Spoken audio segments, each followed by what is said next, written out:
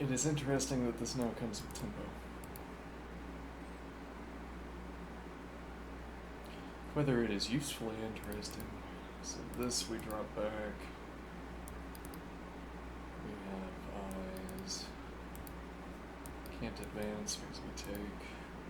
So the knight is stable and we get 2 points of pressure and queen has the diagonal pressure. Then bishop supports the d3 advance, knight supports the f3 advance.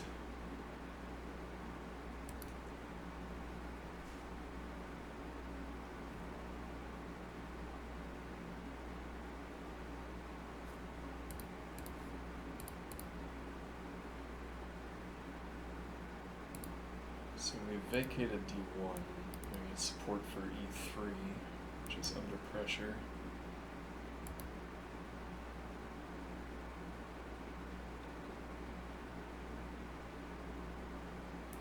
It's also opened up the diagonal for the queen.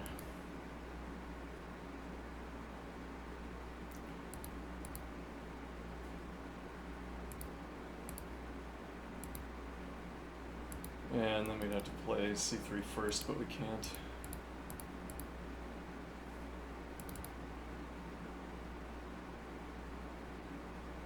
And then the point being to blockade the pawn on the square where we've got the pressure, but we can't do that. And then if we play c3 first, you advance.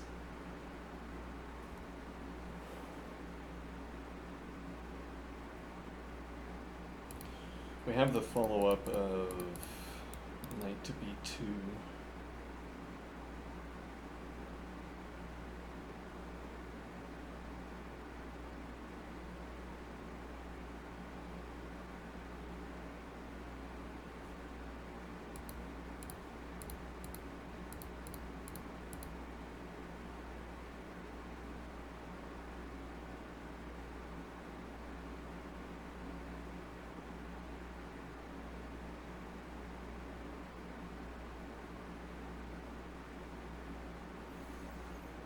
So we have bishop pressure on d3, knight pressure on d3, queen pressure on e4. Opponent has knight and queen. We can go for the pawn break with f3 with knight support. This also vacates f2, so if I can get this in, it's like this dissuades developing the light squared bishop for black. But I can wait, or rather, I can make this move. I have, yes, okay, I claim the initiative. Fancifully, this also opens up king f2, but we had a lot of problems with the knight in some other lines.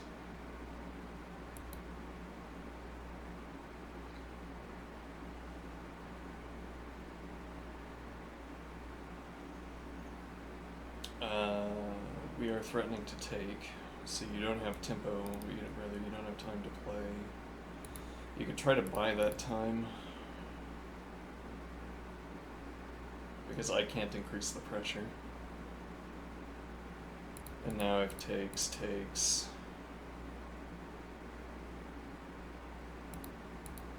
And now I don't have control over this square. And you have bishop development.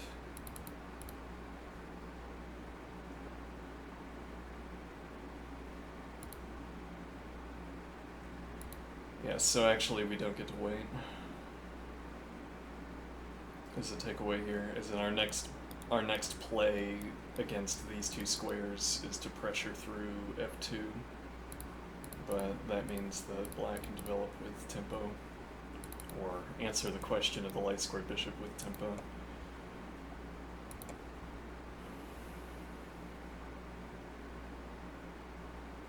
Whereas if black felt compelled to play here to defend e4, now this is not with tempo. Arguably, it's with tempo in a different way. I guess well, now if we can occupy h3, we can place bishop on g2. Now this immediately hangs, though that undefends this pawn. I'm not sure the material with which I am supposed to be capping this, though. The knight would at least deny the opponent's knight access to f4 and g4. I still don't like this. Yes, well, and this is why we wanted bishop d3, but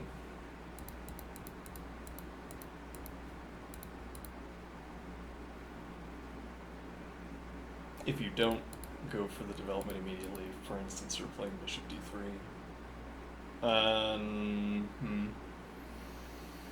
Works. If I take this way, that only works if you take with queen, which is unstable, probably. This exposes queen. So we would already need this advance in.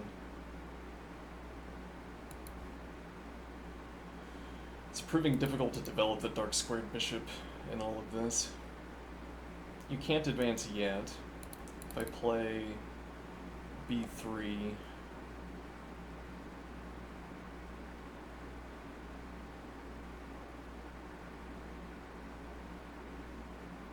what do I actually want out of this? Well, I don't have to answer that question yet either. I could always spend the tempo dropping the queen back.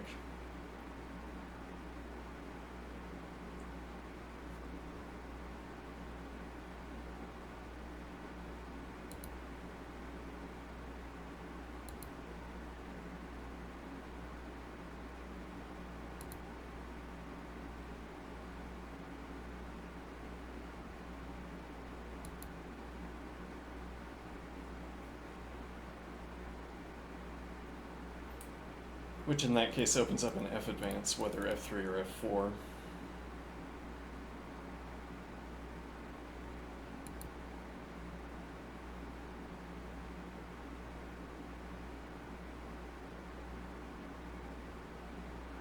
Knight e2 becomes more viable.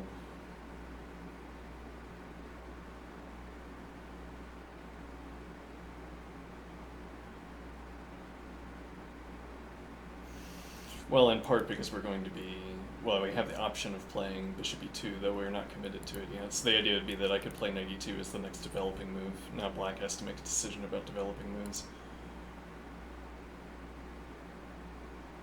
Well, we get to see what black develops next, and before deciding what occupies b2.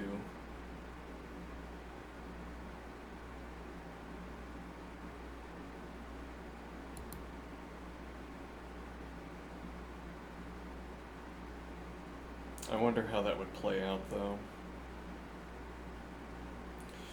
What do I mean? So is it a problem if I blockade the d-pawn? Is it a problem for black?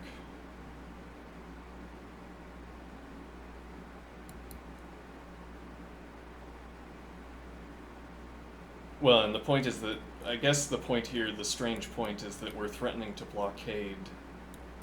Like, if we play c3, we're threatening to blockade the d3 pawn, or the pawn on d4 by planting the bishop on d3. But no, again, because we don't have the pawn recapture, yeah, we're playing the advance in this case after takes to get out of the way. So it would have to be the knight covering, I think is the point. Which is a little bit counterintuitive, I'm thinking, because my knight on d1 is defending a pressured square and it's supporting my c3 advance. Whereas, what is my bishop doing on c1?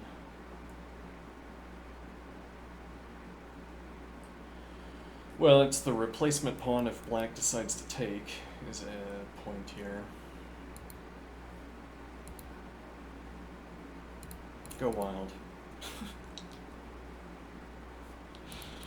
Or judiciously develop.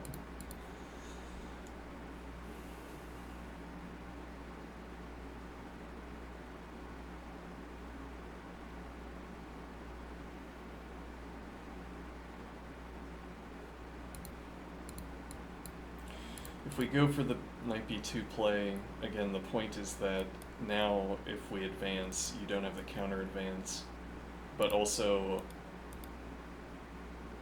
let's see. Okay, so we'll give another point of development. I suppose that black is unwilling to take.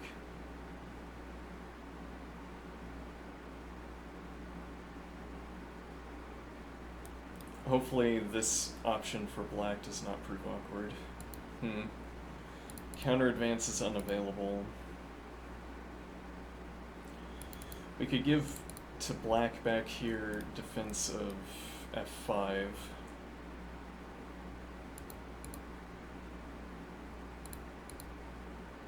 And now black is threatening to advance.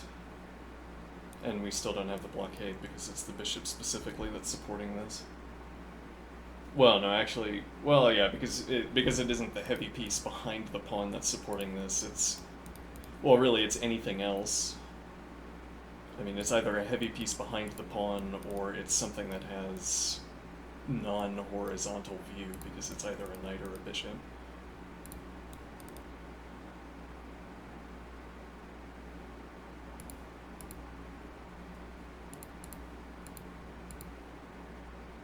Notably, we have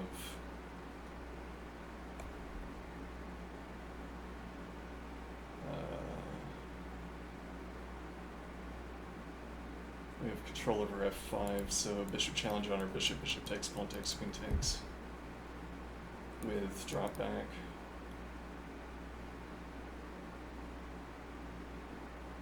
Or drop back, bishop's off the table in this case.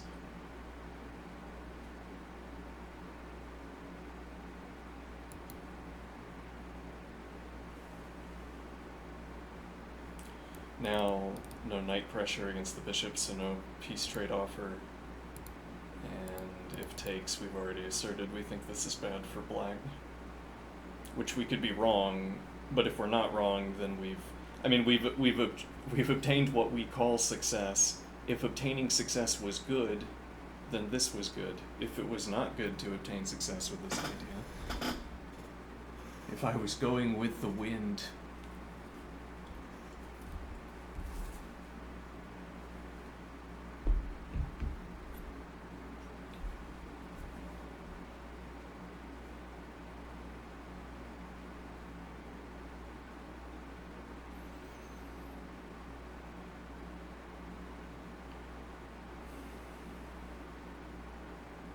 so we're looking to play, well, bishop d2 into castle's queenside if it remains available. Black can make this happen, but we allow for material gaining trades. I will call that success, but actually now this is on pre. Yeah, that's a problem, isn't it? Uh-oh. Tactics don't work. We'd have to have bishop d2 in already.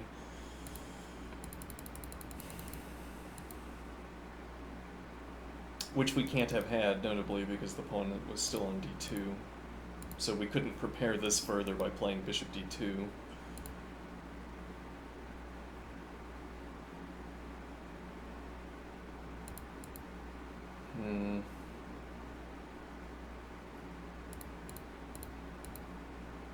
Then we don't have time to... yeah, that would be too fanciful. Let's see... Yeah, no, that's probably not acceptable. Okay. And we didn't burn the tempo. That would also save this point position, actually. If we had prepared this, if all else equal, and we had played this preparatory move first, when you advanced, we could drop the bishop back to c2, but that would still hang the pawn on c3. With tempo, notably. Though also, if we'd played bishop b2 instead of knight b2, we would have bishop support here, but then that plays out differently because we don't have support for... we don't have support against the queen in that case.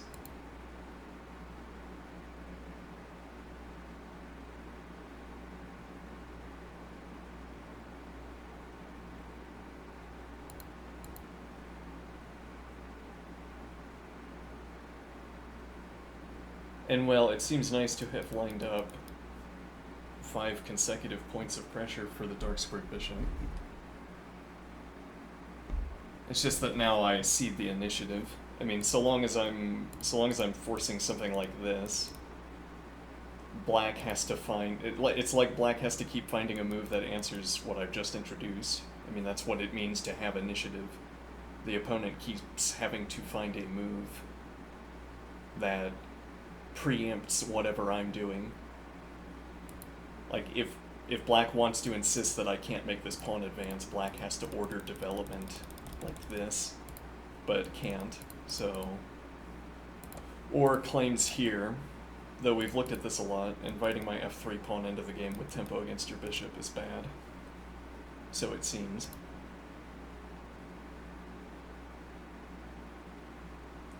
This also occupies one of the squares for the knight.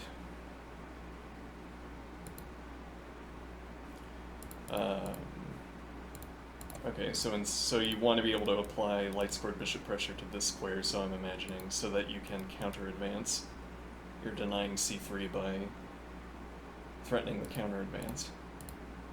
But you can't do that, so you play supports. Noting that I've already spent 2 tempi playing the pawn moves that would punish your bishop for arriving on the square. Interestingly,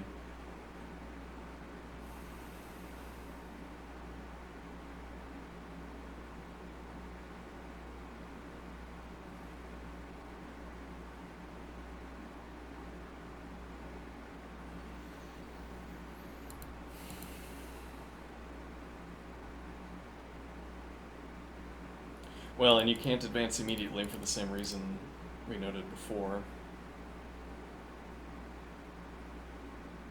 Except now, yeah, you haven't developed the dark squared bishop and we have a pawn defending c3.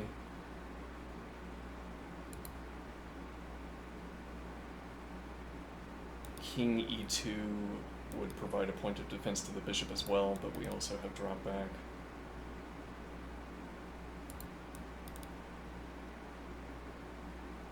Yeah, I guess we'd have choice. It would depend. I don't know what would inform this decision of which of these 2 dropbacks. Well, that would be what informs the decision, as it were. I look at this and I say, yeah, this is good. Put this in the good stack. This is good. Put that in the good stack B. Now let's compare the good stacks against each other. Maybe we want to preserve B1 for the rook. But at any rate, we have a good drop back. We're up material. And if nothing else, sort of minimal development would be dropping back immediately, knight e2 and castles, and then we're up a point of material, and there's nothing you can target. d2 would be a plausible candidate, though we also have knight c4 to provide a point of defense.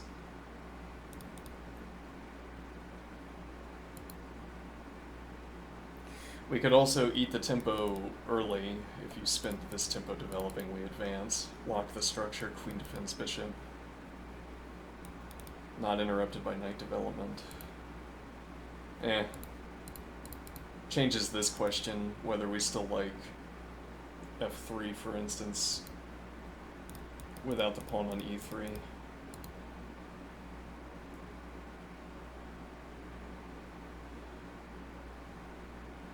In this line, you'd have to drop back on this diagonal after getting kicked. But okay, so black doesn't want to advance. So black supports the advance.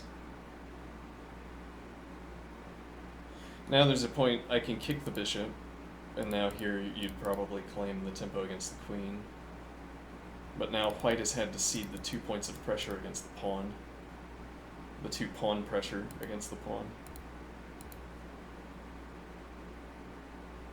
Which we don't want to cede.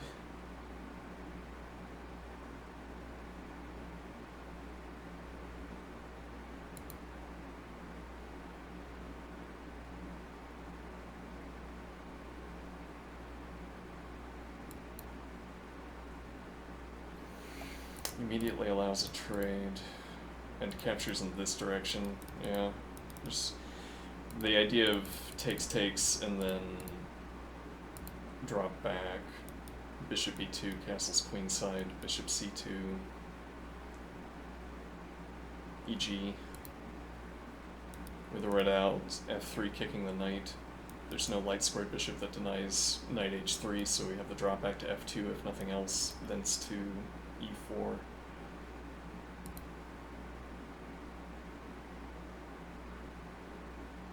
So this is also a tempo against the knight. Imagine anchor.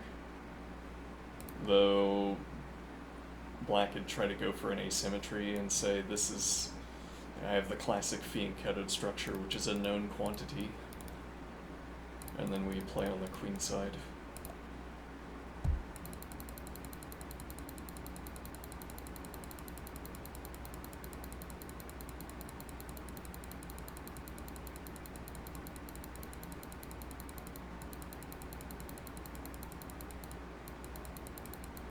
We're 2 tempi away from getting castled queenside.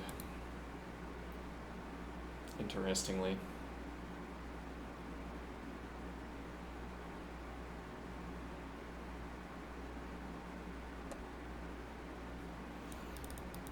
This also has some tactical juice to it. Advancing the c-pawn. I mean, white could still castle kingside plausibly. This would tempo if as a base example, if you drop knight back here, which is going to block the dark square bishop from defending. You could claim the squares for the king maybe. I can't punish you on the dark squares on h6, nor would I be so interested in trying.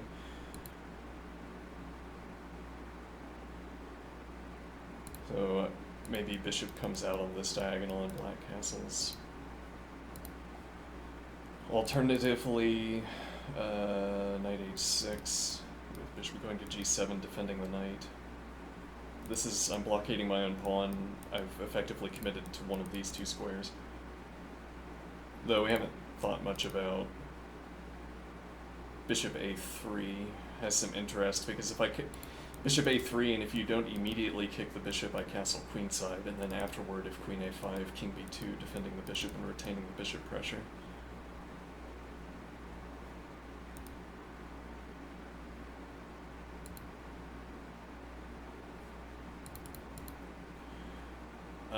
If you don't play knight in, the idea... Well, I'm threatening to play f3, as it were, and then my queen can drop back to f2. Bishop could still drop back. Castling either queenside or kingside is an option. With or without f3, and then king to f2 instead. King d1 into king c2. All of these are well protected positions where I have point advantages anyway. I'm not being forced to castle into a position that is under convincing pressure, for instance.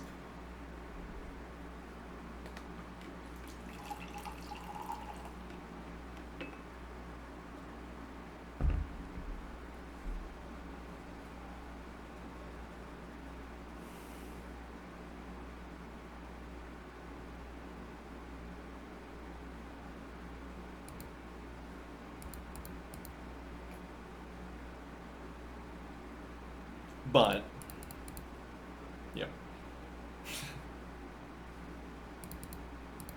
Doesn't matter.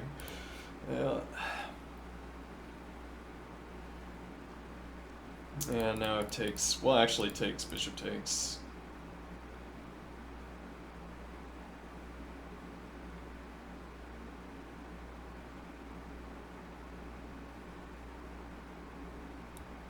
Claim castling queenside is still a good move into king c2, with or without into king c2. We have b3 coverage on c4, so pinning the pawn to the king. We still have the recapture, but we would drop the option of taking it this direction with bishop support.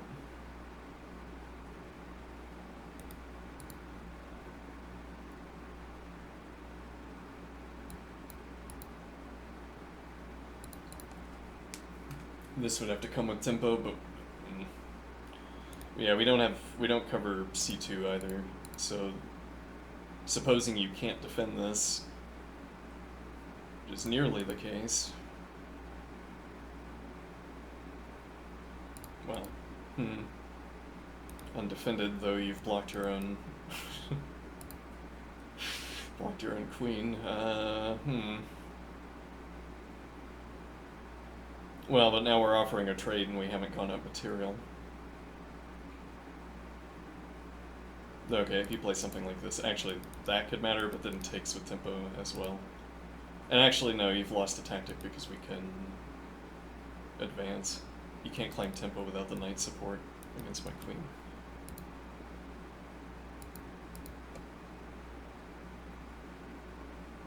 And then challenging the queen first doesn't work either because you give up the point of pressure against d3.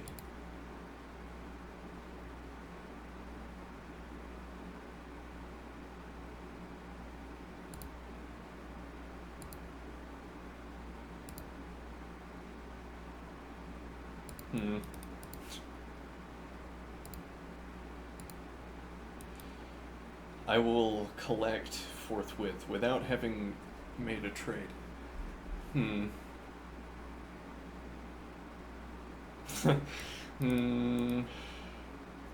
Rook support for a3, bishop through the knight.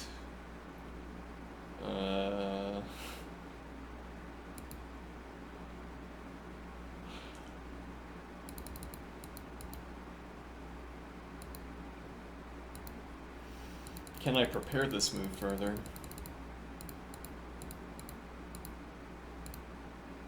And now you'd have to make the decision, but now actually this, yeah. I mean, we don't want to allow that trade.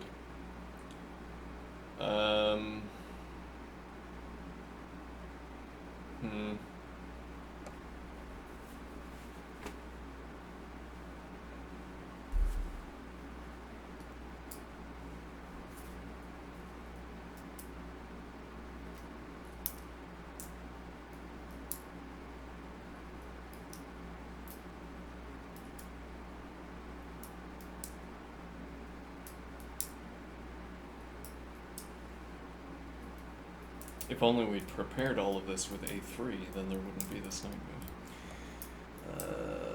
To challenge my bishop. We also play knight in instead, and open this up for the bishop, and now we have 2 points of pressure. But no, we can't do that. And even we can't really do that. Well, okay, if we drop back the queen first. Okay, now black gets to develop, and now we play the knight move. If you make the advance, yeah, we would need f3 to have been played. But then f3 would also dissuade.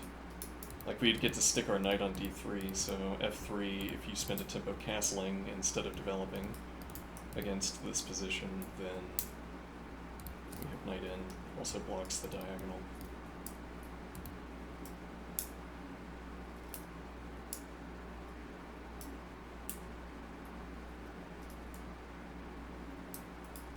We have continued development to f2.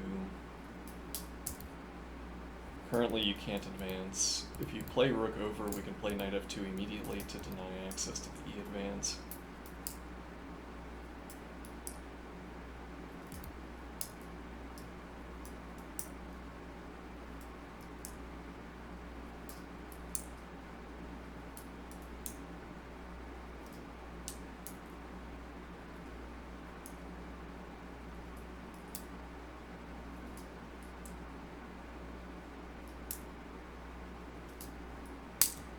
Bishop e2 and knight passing through c1. We have bishop eyes and knight on d3. And then actually we could, if we ever vacate f1, we could either, well, king e2 maybe, but then also queen f1 to get behind the bishop.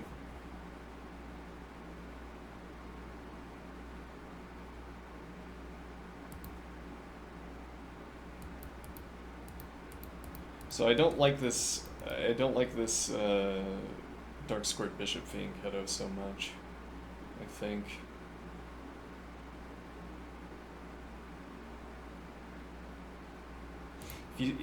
You're committing these tempi to getting the bishop here. There's a point that we can play a3, which is now off the diagonal with the dark squared bishop.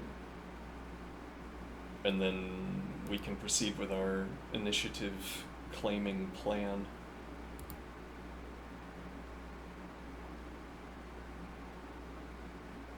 There might come a point where playing f3 threatens playing e4. where by that I mean if I play f3 you feel the need to take.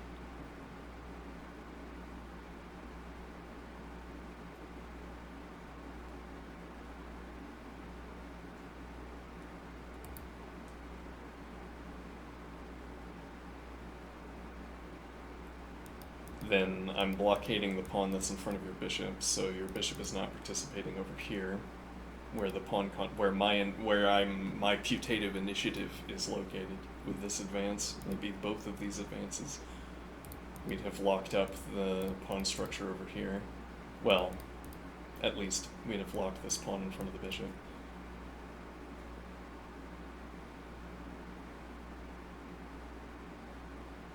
And then with or without f3 support, depending on the circumstances.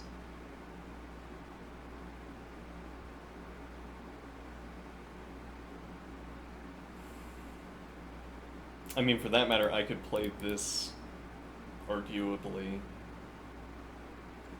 The point being that if we play back first, black can occupy the square that was prepared. It's actually, yeah, this is tempo against c2. Huh. Yes, well, but we're not playing to offer trades. Though this does fix our development for us. Now we go to bishop e2. Same f3 idea, though now recapturing with the pawn maybe has to be reevaluated. Maybe we don't want to play f3 because taking with the d pawn is worse.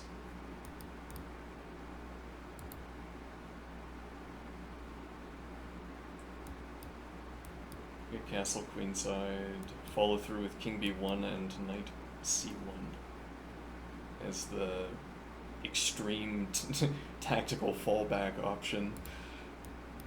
If suddenly I find that my queen structure is under heavy pressure that I did not anticipate,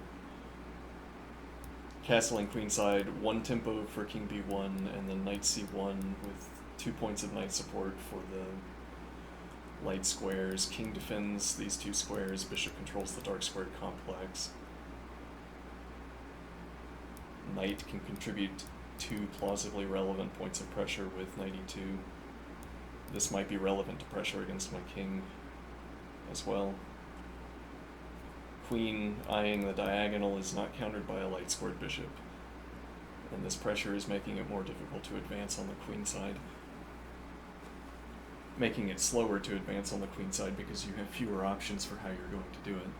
You can't begin by advancing the b pawn, for instance, regardless of your feelings on the matter, until you've spent a tempo covering.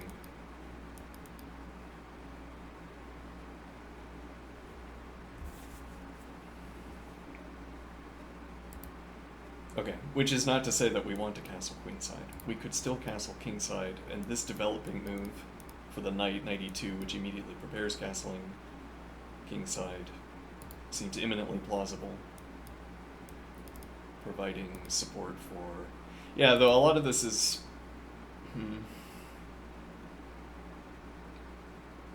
If we still want to play c3, though I guess it's not obvious that we still do want to play c3, but if we did want to play c3, the original initiative gaining idea, this piece is more difficult to support.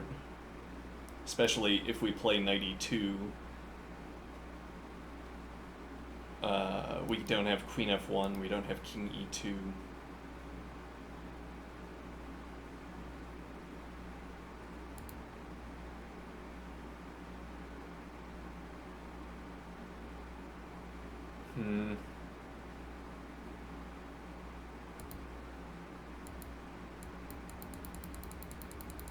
But we could also play knight f3.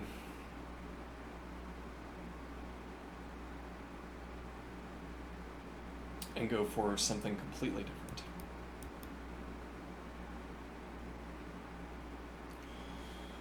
Knight f3 immediately claiming 2 points of pressure, whereas black has to choose a developing move. Does not obtain immediate. Well, I mean, in a way, it's like it's a nice, partially symmetrical response here. Black develops supplying 2 points of defense but delayed by a tempo, and then I develop applying 2 points of pressure. However, this is currently illegal. Yeah, and the only way to answer that actually is F3, so we don't have knight F3. I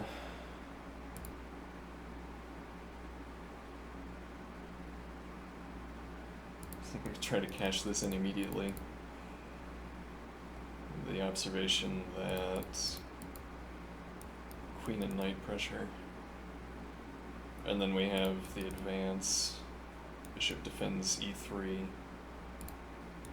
Knight supports the pawn on d3, applies pressure to pawn on e4. And if we get in this advance, then we have knight e2, which would apply counter pressure, I suppose. Though this might become tactically relevant faster than that.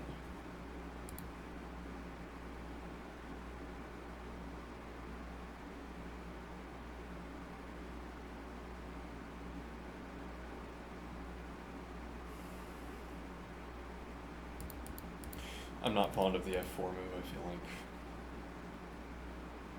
a little bit too weakening. We can try to disrupt this knight. Seems like a longer term play.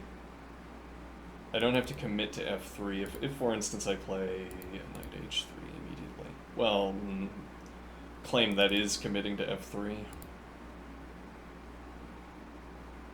Yeah, that's plausible.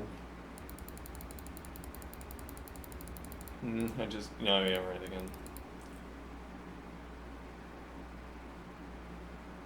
Actually, what is our answer to this?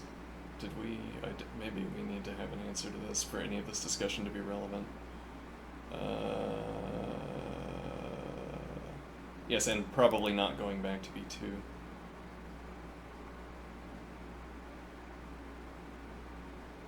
Well, we've forced black to commit to a pawn advance. So if this pawn advance is not available because it hangs a pawn, then this isn't where the knight is going to be. If this move hangs a pawn, there's some best continuation for black that hangs the fewest amount of pawns. Minimized to 1 in this case. Presumably the activity is going to involve my knight, though even if it doesn't, so the pressure is happening on a dark square, for instance. I mean, we can't reasonably stack pressure against this, or we can't so quickly stack pressure against this. It'd be like knight to e2, and somehow this wins the pawn on d4, one imagines. Okay, then my knight might still be on b2 at the end of such a tactic, because it's not participating on that dark square. One imagines black advancing and then takes, or takes and knight takes, so that the knight is no longer on b2 at the end. So instead I'd have accomplished my development of getting to d3. So the idea here is that if you have to kick me from this, my finished square for the knight, then it doesn't work because this hangs something. And that would be the mini game that we play through. Does this hang material? Currently it doesn't.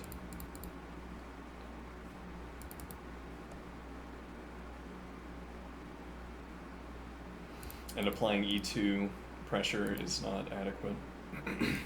Castling and playing f3 becomes the next pawn break, or for that matter, rook f1, if we so prefer.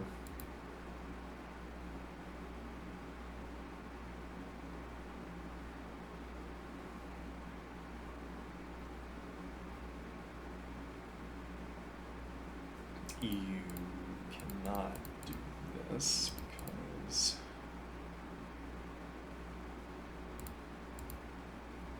uh-oh. Maybe you can do this, let's see.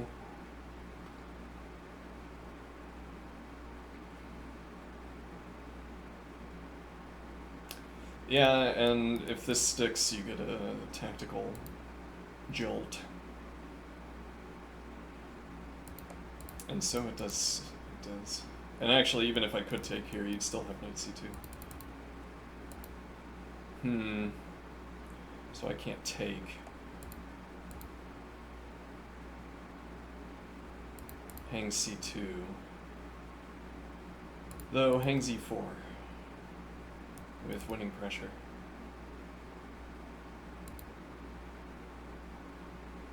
Huh. With check.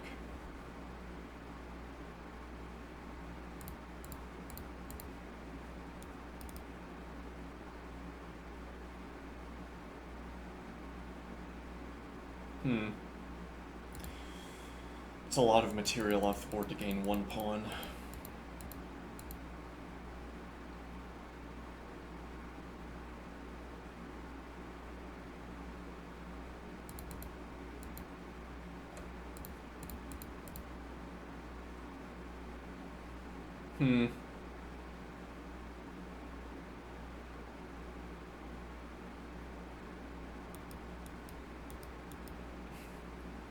My pawn plays my d3 pawn, my double d3 pawn plays a critical role in either pawn break that black has available. The tactical status of this, well, there isn't a light scored bishop anymore to target it.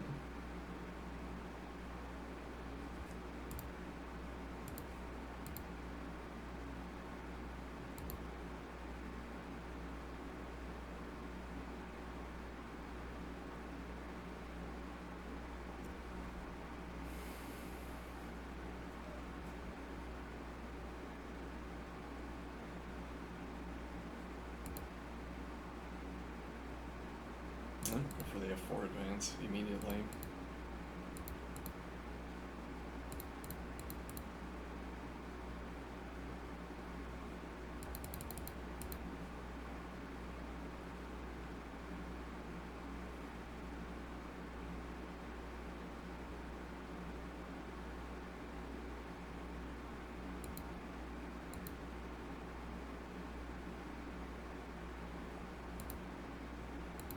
At minimum.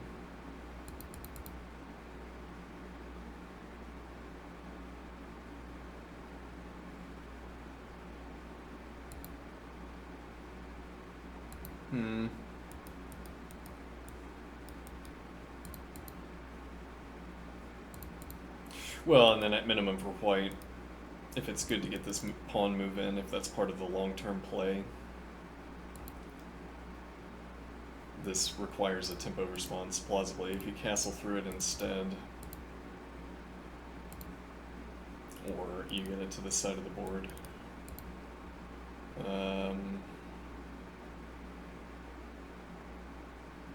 Yeah, does that do anything, though?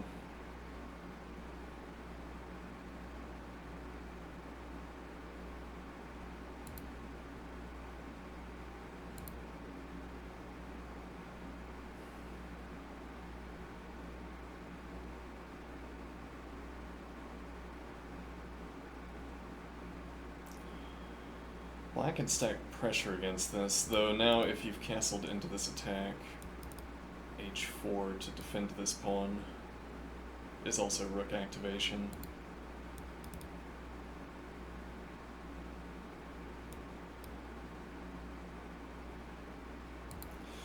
We could play king e2 to prepare knight f3. The point being that if you advance into the knight, we have knight drop back to e1, which defends d3.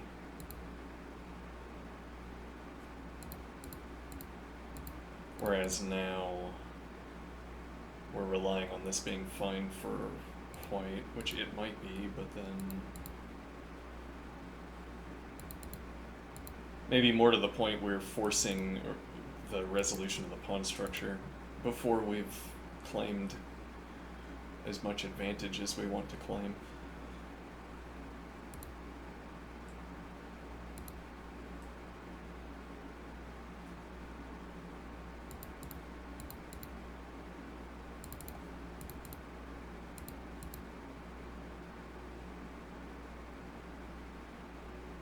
Though one wonders.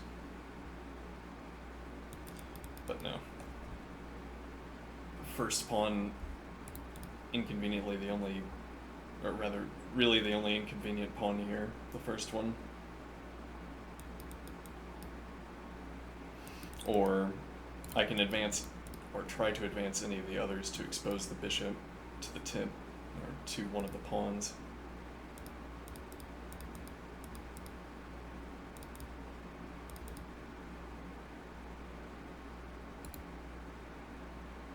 But not with d2. Though then that's a kind of argument for this capture not being good.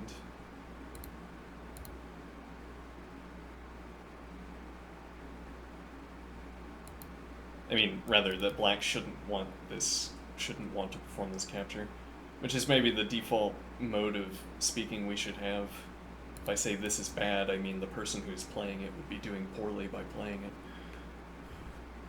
rather than allowing for the grammatic referential possibility that what we mean is this would be bad for white, which is good for black.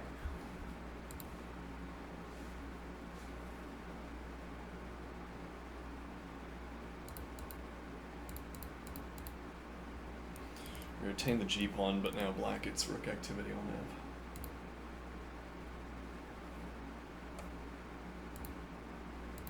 f. Not here. No, and actually you can't drop the knight back either.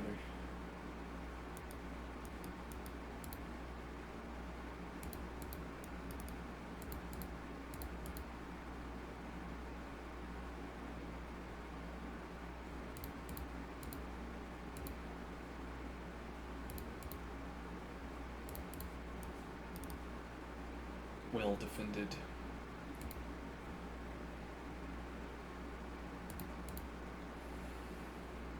Yeah, this does feel a little bit more exposed than I would like out of my king structure, I am thinking.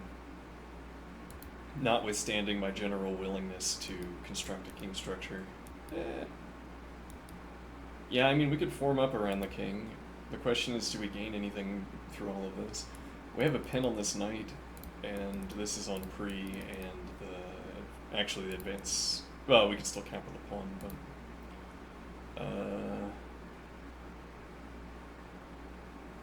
Actually, earlier, why don't you play...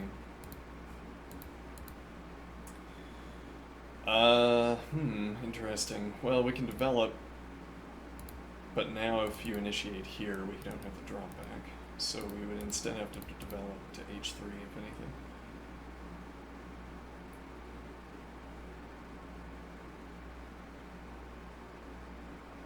And then we don't have back in through f4, we'd have to rely on either... Well, it could support f4, and at the same time playing f4 would allow the f2 drop back if you made the counter advance.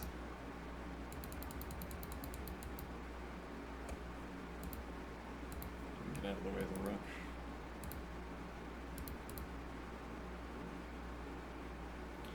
As it turns out, this doesn't work because king e2.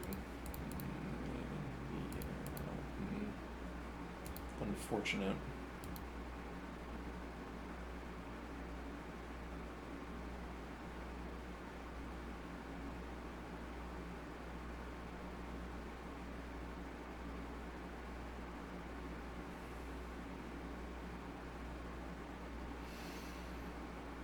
Well, we have the point of coverage. We're not currently hanging this, so... And actually, the longer-term way to apply more pressure would be through bishop e7, which black is blocked by playing queen e7.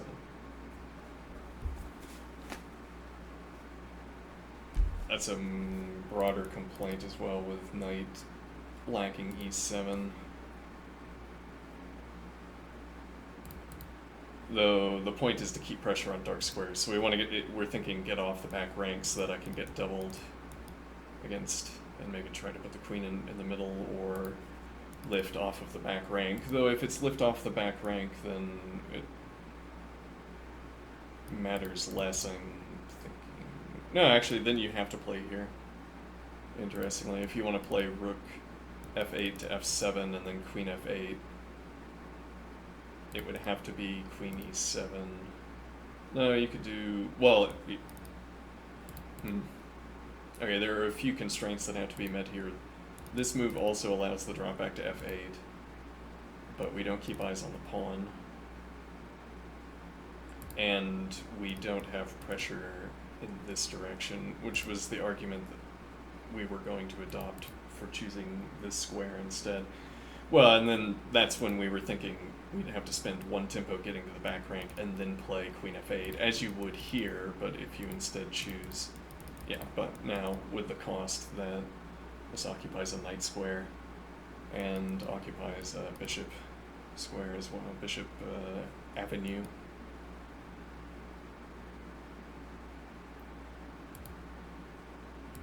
If you play this retaining f8, you don't get the pressure against the knight. And I'm entertaining that observation because what we're trying to do is stack, for black, is stack pressure against the king structure. The king structure, which maybe extends into this.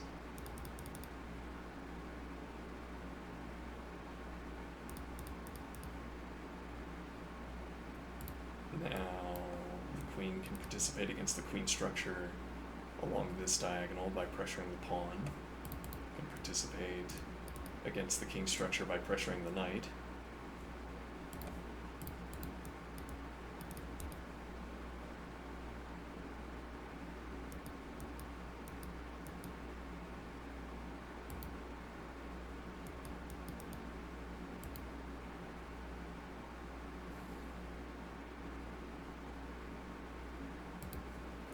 Sticking to the 7th rank also retains coverage of b7.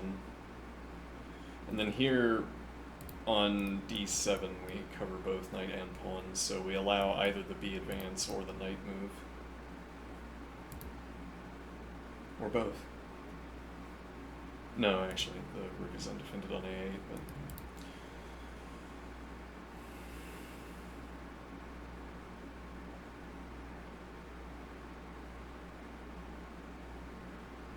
Pawn is secured.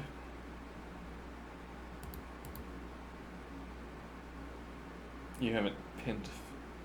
You haven't pinned yet. Yeah, though this also makes a critical decision for us. I am thinking we could play for knight d3, which now supports.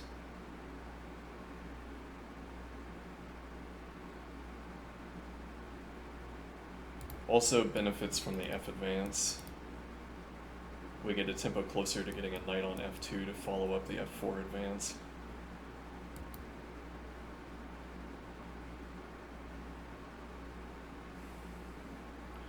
Yeah, well, this... Now, with the queen advance, actually, this is denied. But also, if I had played...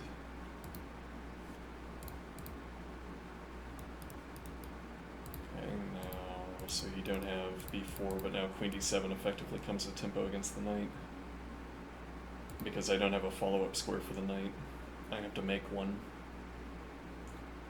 So we could claim a4, and the point really isn't, I'm thinking, to stop the advance, but rather that should you, for instance, prepare the advance, which also gets off the diagonal, then I have the a3 drawback where we have bishop and rook defense.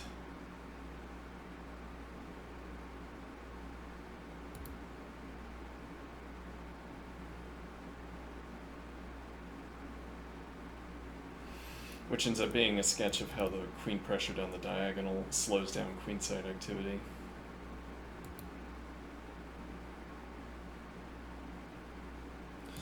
Let's look over here.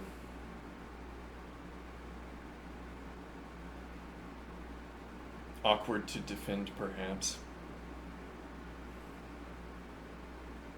Well, if you're going to go for the b advance, you have to maintain defense on the knight, so...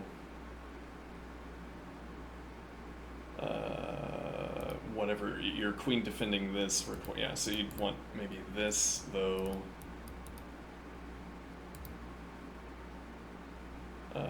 But also some of black's pressure. Well, I mean, white is also making moves to get the rook out of the corner. This diagonal is only going to be relevant for the pawn pressure shortly.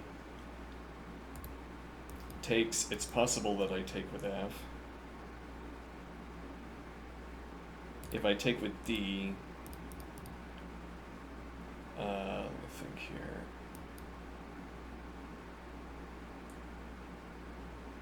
You would have this, I wouldn't have pawn coverage on C3, so takes and say you advance, or somehow this pawn gets out of the way. Bishop C3 is on the table.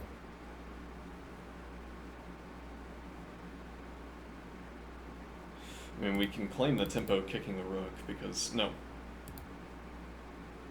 We can't do this either, right? This is hanging. This is a deadline.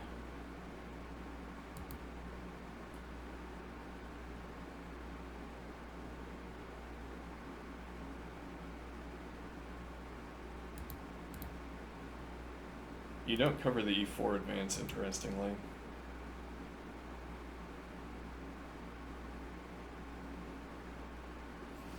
We get defense on g5.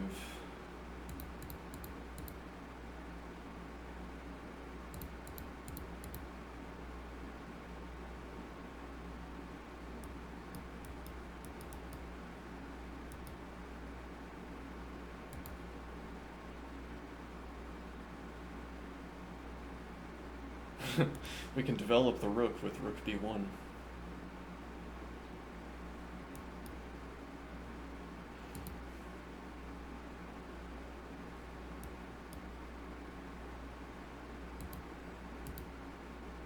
Actually, we just have tempo against the rook, so it doesn't order this way either.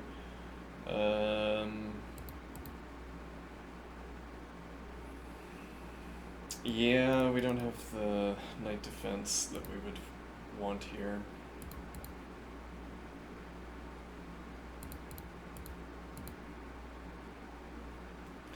Less fond of this, the d4 advance pre-countered. Bishop d2,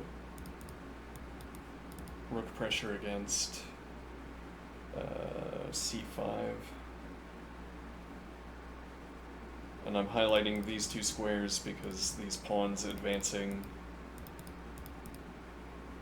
e.g. Now my bishop supplying a point of pressure to a5.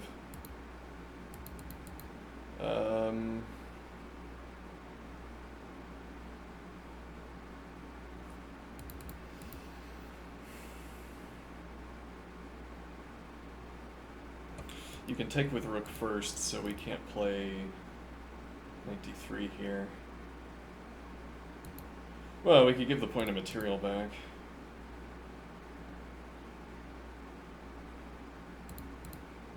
No, I'm actually but this is no good. Yeah, we can't allow,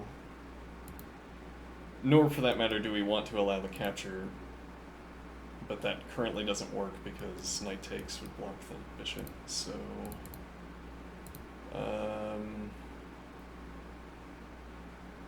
well, actually this comes with tempo against the rook. Advances with check, yeah, but we can't take with king. This is undefended though, is a point. Drop back to e1 to target the pawn later. If you take the rook, we're still at material. And we can pressure this pawn. Or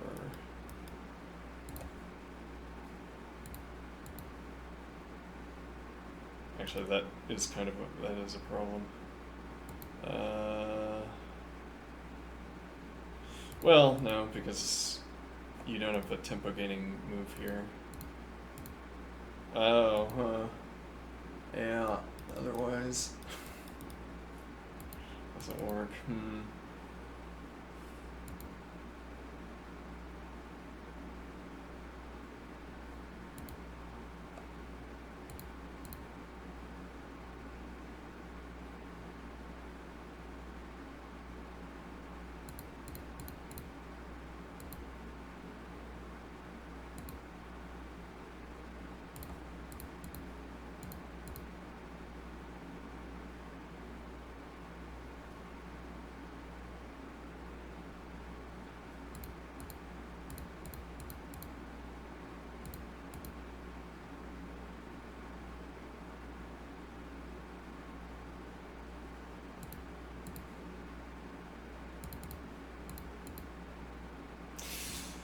I guess we're going to c2 with the queen.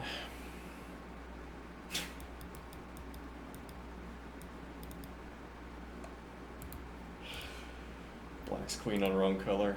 I'm threatening to take immediately, so... Yeah, though this costs a tempo.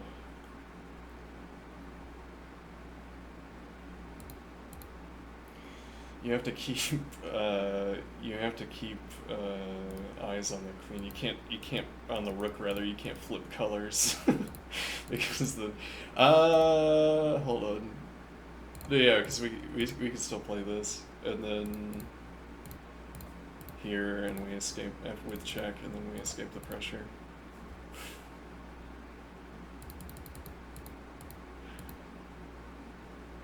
So because your rook has to cover this from a dark square,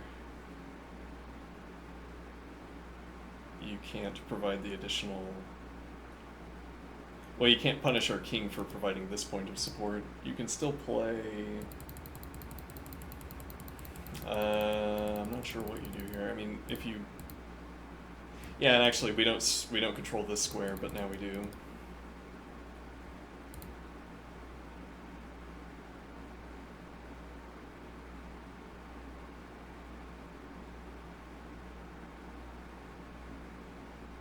And now, check. Uh-oh. Well, queen supports.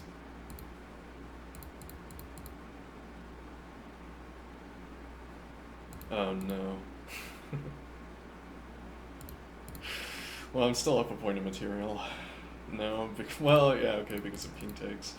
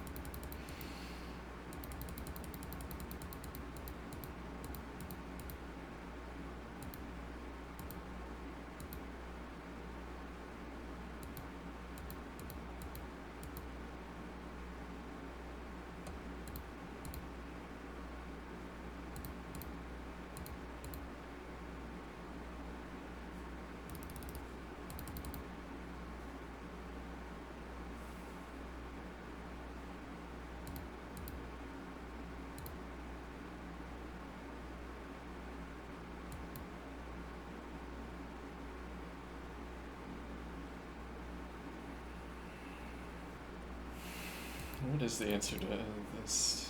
Yeah, we don't have coverage for that pawn now, so it simply takes. This also provides the coverage. So that if you played something like this, maybe not a plausible move, but... Yeah, this is inadequate. We'd have to get rook support as well.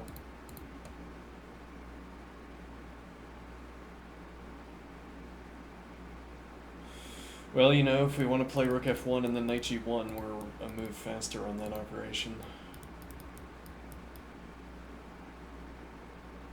With or without.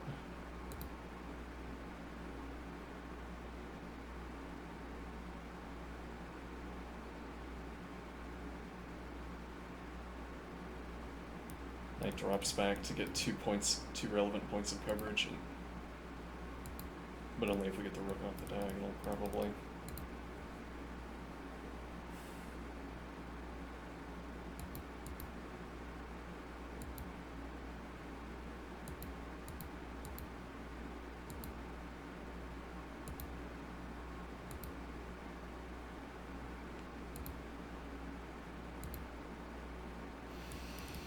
Immediately support the F advance. This doesn't come with winning pressure.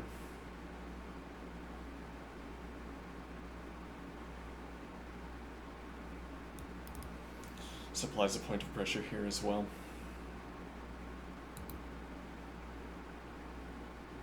Still no advance. Takes at this point. We get the bishop development.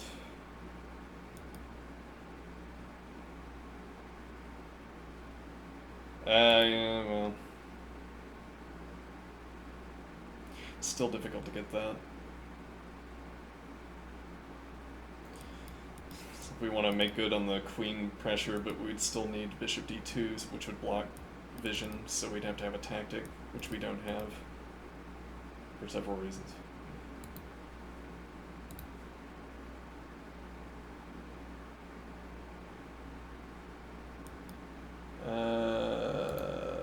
We could play knight back to c3, bishop d2, castle's queenside covers both knights. Or rather, covers knight and bishop.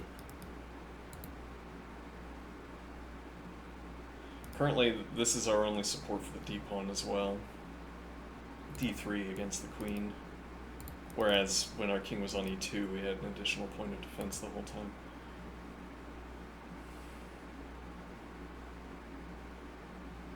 And maybe we're castling. We have knight g3.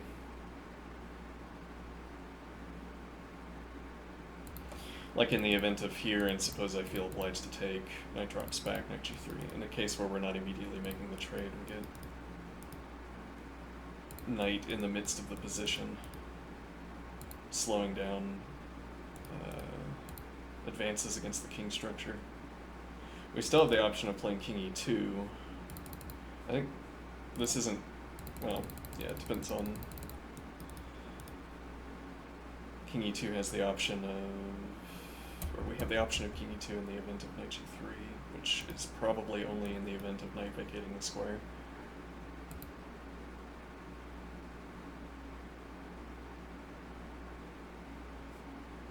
Yeah, this pressure is proving a little bit more onerous than I expected.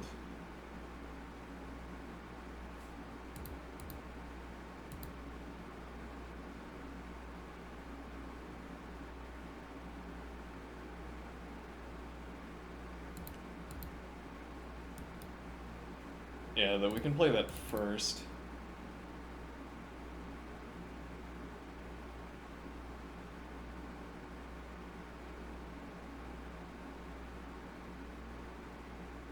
And then in that regard, bishop takes, rook takes is the first move to get to c2, even if the bishop is still on c1. In a case like... This is not so feasible, but if black wanted to make this happen immediately...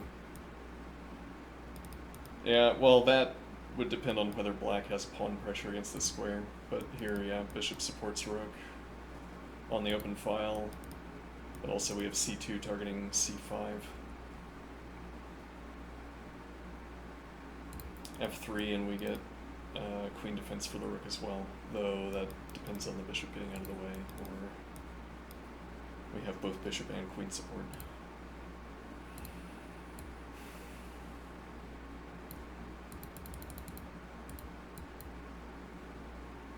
Though I'm thinking of this more... it's like I want the position still to be closed and takes, rook takes. Like if we still had this structure and this somehow happened, which is not so possible, maybe I should discard the line, then rook takes to rook c2, and my rook is impervious to diagonal pressure.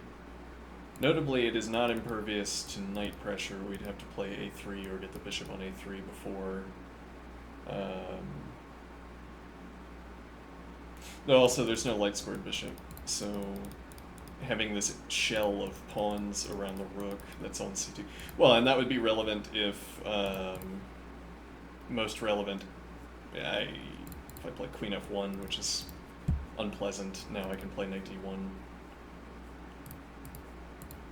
This is an unlikely line, I would say. No, actually, f3 into knight f2, with now eyes on these two squares. Actually, this is hanging the whole time as well. Yeah, there's a lot of problems with this. We're trying to illustrate the rook passing through b2 to c2, but we can't because we need the knight defense, and queen f1 isn't a good option.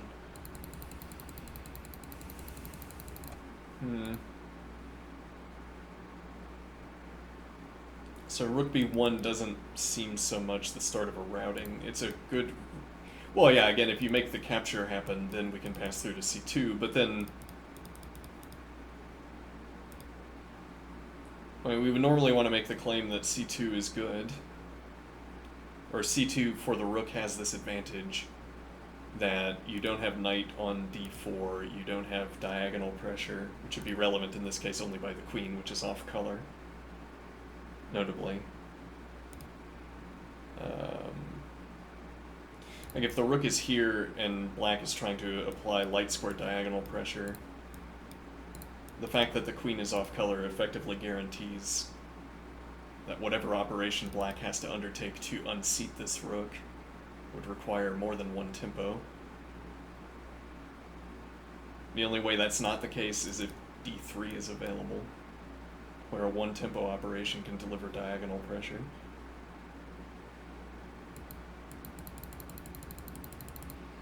So you don't have knight on d4, you don't have diagonal pressure, both because I have the pawn structure and because it's slow for the queen. And then, however, you do have knight b4, which I would have to deny specifically with a3. In this routing, so I think the point I'm making though is that this structure that is built up to protect the rook would have more value if there were a light squared bishop on the board, and there isn't.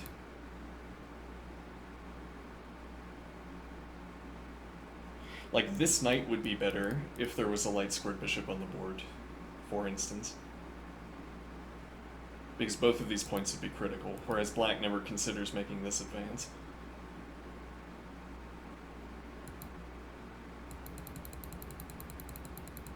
I guess I'm saying if there were a light squared bishop on the board, going for the c5 advance with bishop support becomes an option that is now being denied. Or the knight constrains the bishop by requiring the bishop to guard this square, though you might not want to take. If the bishop had to defend the pawn on b5 to deny c4 to my square, well then, I mean, if you had the light squared bishop supporting a b4 advance so that you had this structure and were going for the advance, then my knight would be relevant here. And actually, interestingly, though this is only when we have the double pawns, I have protection against a pawn advance, funnily enough, so the follow-up advance is less persuasive. Albeit in this case, it might not work. I don't get the drop back to d1 that pressures the pawn and forces the next advance, because then it's a fork. Yeah. Interesting. Could we try, I mean, we could do a4 ourselves, and now the idea is potentially rook a2 instead of b1 in this case, which is actually fewer tempi to get to c2, interestingly. Rook a3, dark squared bishop would have to drop back. This speeds up that operation of denying rook a3. But rook a3 is only playable in the case where we can make the b advance and we claim access to the third rank. And then that would be desirable only in the case that this activity had cleared out. Though it will be desirable in that case, I am thinking. This also creates a hole here, though. Yeah, actually, that commits us. We actually have to play this move. Well, maybe not. I mean, we could play king e2.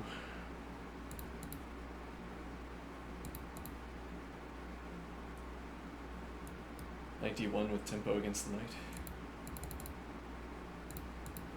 Uh-oh. Oh no.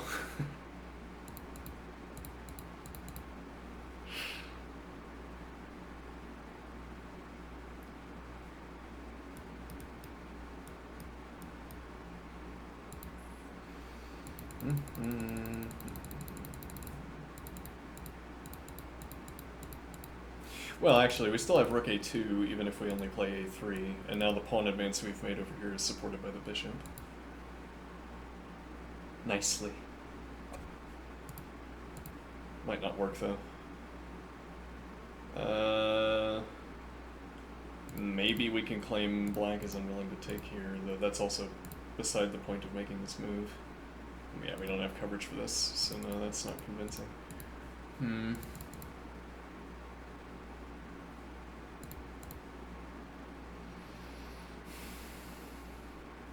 Yeah, though that commits us to taking with d2, with the d2 pawn. It's like I'd want to develop the knight without committing. Seems plausible. Blocks the f pawn, though after we play, if we play castles kingside, well, for that matter, if we play king f1, king e2, or king d1, we have knight e1.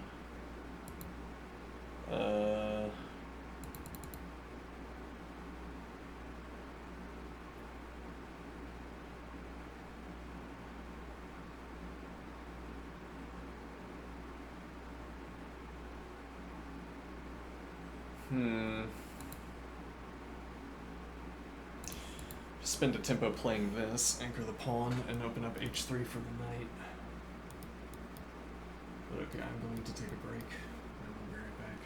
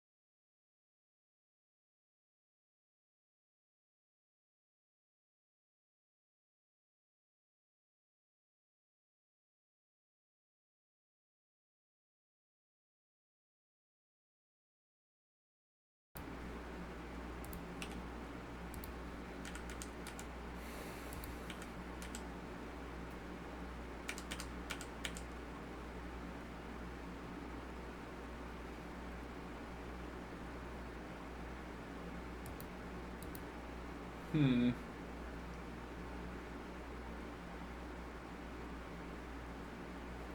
hangs, no.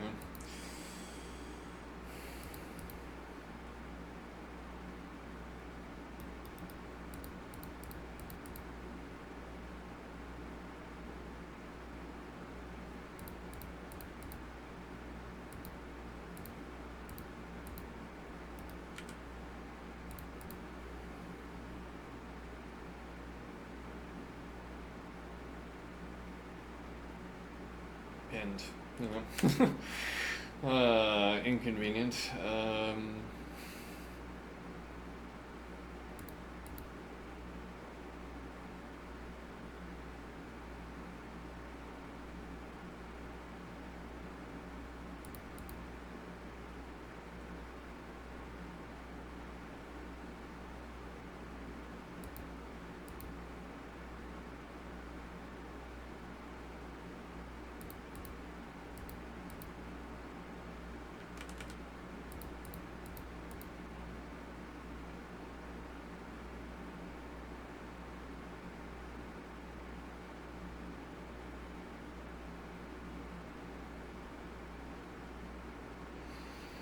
It's a little bit under-defended, maybe, though. Draw back Queen F1 to support the bishop. Yeah.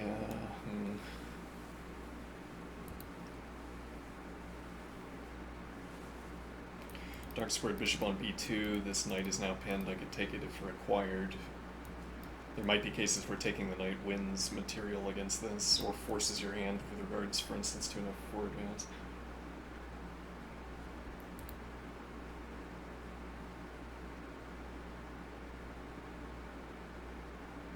This is undefended, so now this, now we're just using d3 as a navigation square. We can go back with the knight.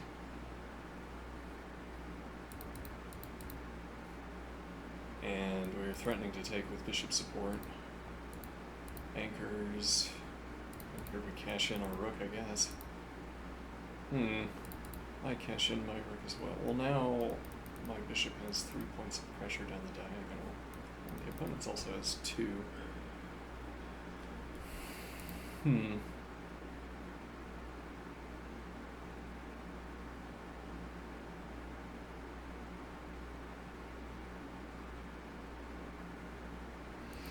Yeah, no, I can't take either advance.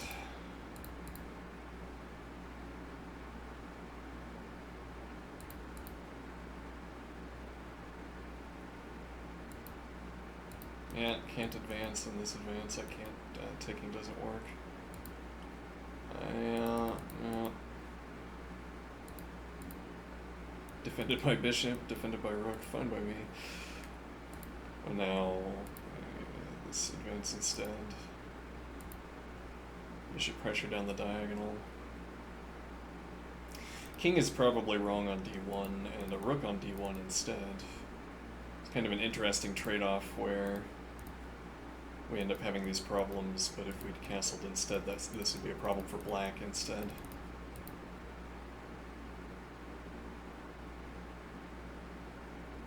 We have adequate support for the e4 advance. Furthermore, we have over-defense, so the queen isn't sort of forced into defending.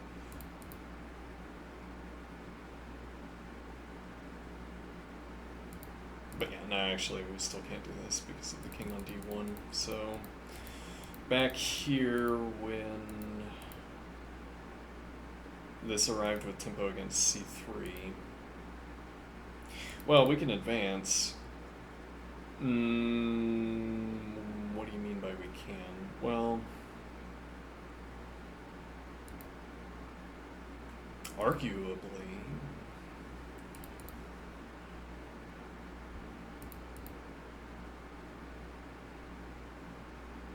Yeah.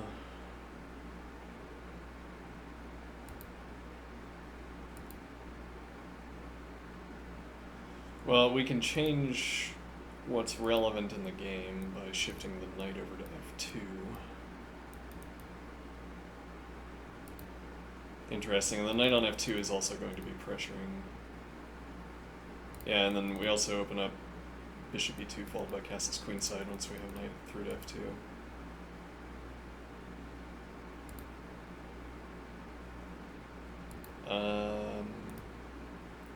Stacking pressure against this, the bishop's in the wrong square. But also you can't move the bishop to redirect it around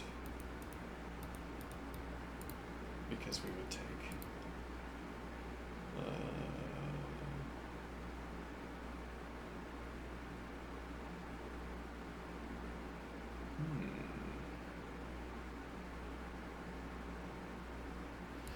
And if white takes,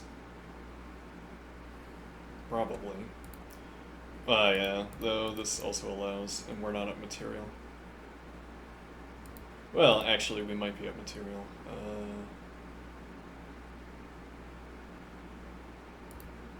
This is available. Declines the trade.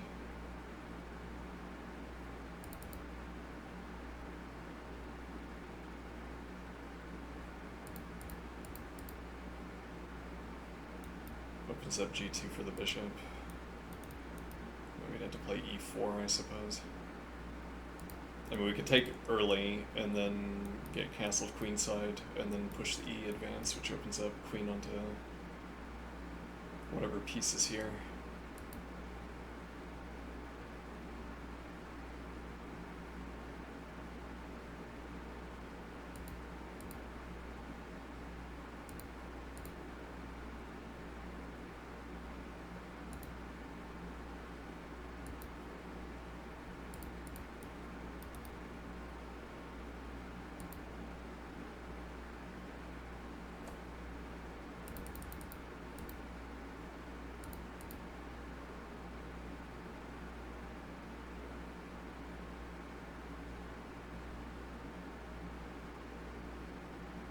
Can't drop queen coverage for this either, so you can't get out of the way for the rook.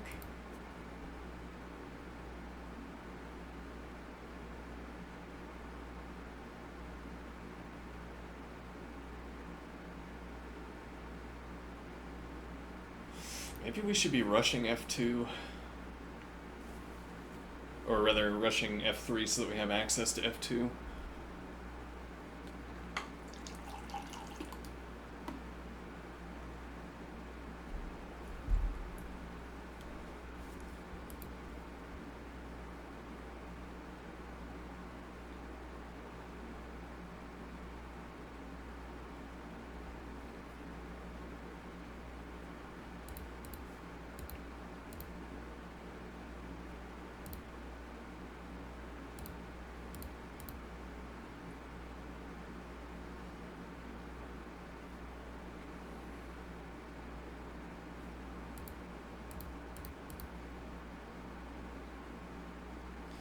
Point being that if knight here, I'd have to take. I can't take with a knight because I undefend my own knight. Though I've already prepared e4. I wanted to get castled queenside before playing this, but this opens up the bishop, and now if knight in takes, the pawn takes, I can't recapture. I have to stay defending. Yeah. Do I care about the knight there? Yes. So we go for getting castled queenside, and instead you play knight in.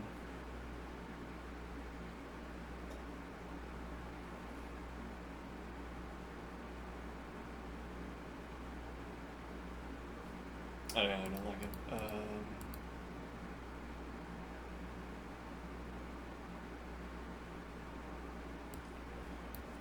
Well, and if you do this immediately, but we haven't committed to taking yet. Well, you'd have to play here. And now I could take with the knight instead. Which I might want to do either way, but in this case, where you've spent this tempo particularly, I don't have to play into. Point of taking with the bishop instead is that now I have knight and bishop support for the e advance.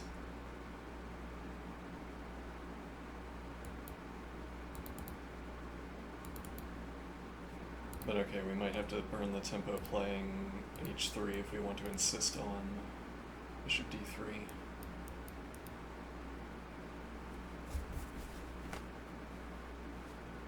It's funny how h3 keeps being the sort of edge case. It keeps being where we can burn a tempo and ultimately get to claim what we want to do. Then you say, the tactic has finally resolved in my favor. You don't want to take with either of these two pieces. Or yes, I'm maintaining the initiative by playing h5 and then knight g4, and then h3 at the end, as at the end of so many other lines, claims the option to continue with the initiative for white.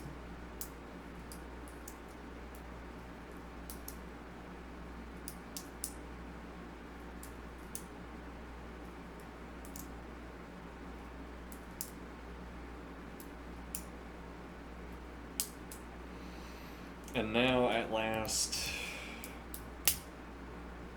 Actually, we could play back to d1 here. Delays castling queenside, but I think you... yeah, we don't have enough force. Well, okay, so actually, this is a routing, though we didn't want to commit to that. Oh, yeah, right, we were saying this is fine. Black maintains the initiative in a way because I haven't yet answered this pawn. Maybe I'm overusing the word initiative here. But I've prepared the structure so that this is fine.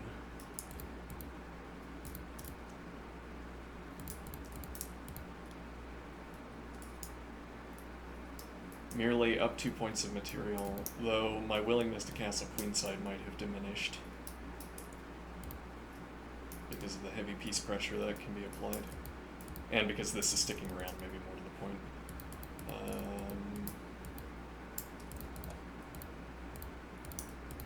But also here,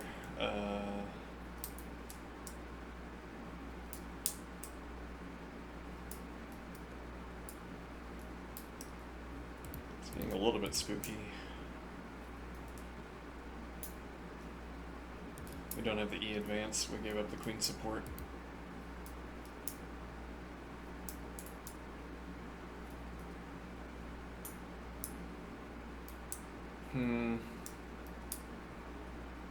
We go back further.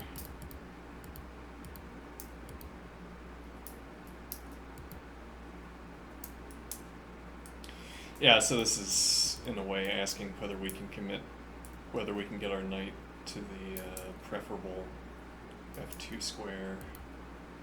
Seemingly not. Out to c4, and we get pressure against these two pawns that are not under pressure.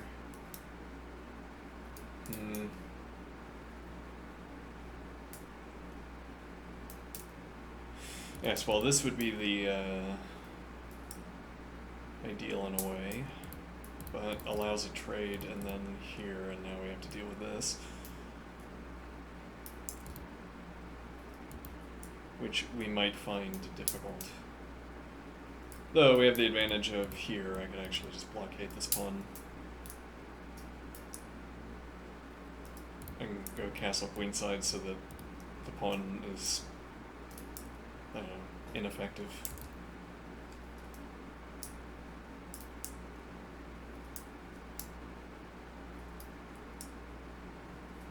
Castles queenside into king c2, and I can keep my knight on d3.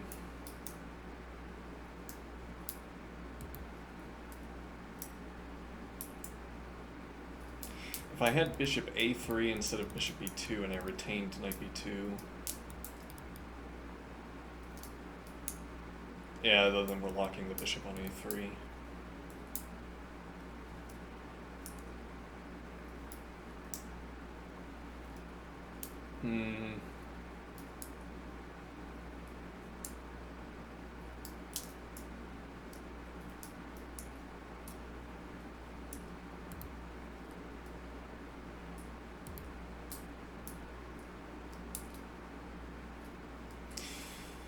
We're not at material. No, we are not.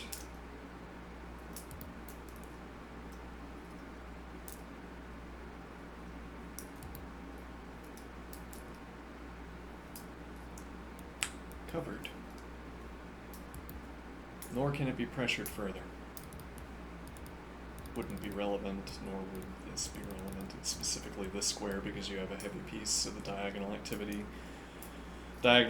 would only matter if you were using the diagonal to distract the pawn off the file, so the heavy piece had activity. Or if you could sack the heavy piece at the base of the chain and then have the diagonal activity activated, or diagonal pressure activated. And I say diagonal, but it could also be knight, non-file based activity. This is with tempo.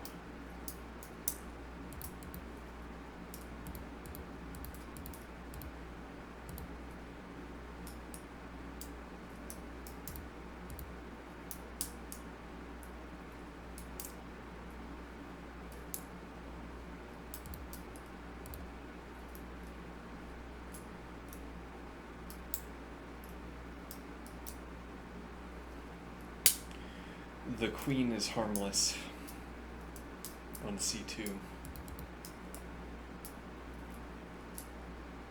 It's even harmless to the point that I can look at a4. So the queen isn't putting a stop to this structure, and you don't have b5. Notably, we still have light squared bishop pressure against that advance. So if you wanted so the idea would be who is stuck with whom, as it were. The queen's applying many points of pressure, but maybe the queen is trapped. The fact that we can play a4 means that the queen is not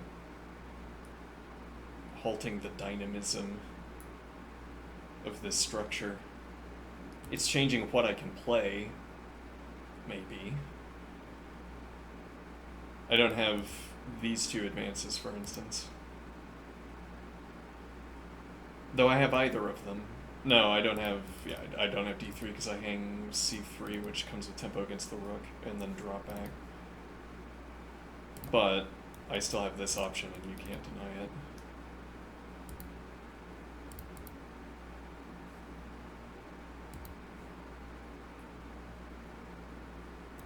Queen defends pawn, and then g4 opens queen up onto f3.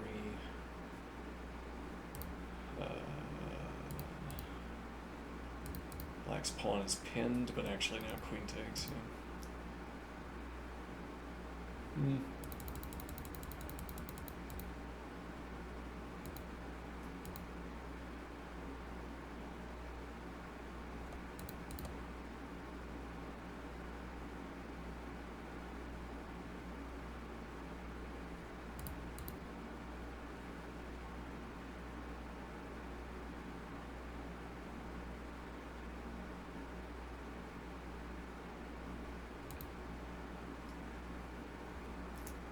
It's interesting, before you needed g6 so that you could play the bishop out while my queen was on f3. And now you need g5 to play the bishop back to g6 if you want to maintain bishop support. Or else you have to launch like this.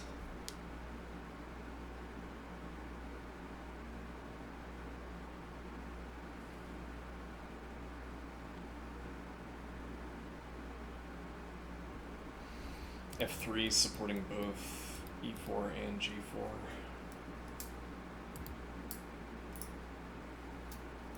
g4 opening up these dark square diagonal dark squares doesn't feel so good.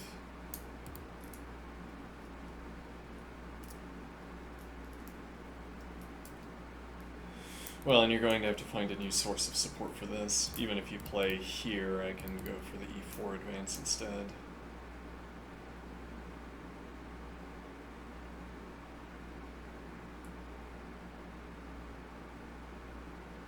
The knight gets back to f2. This pawn storm on the king side is not going to amount to anything. Knight on its home square is defending against. Bishop to e2, which will be free.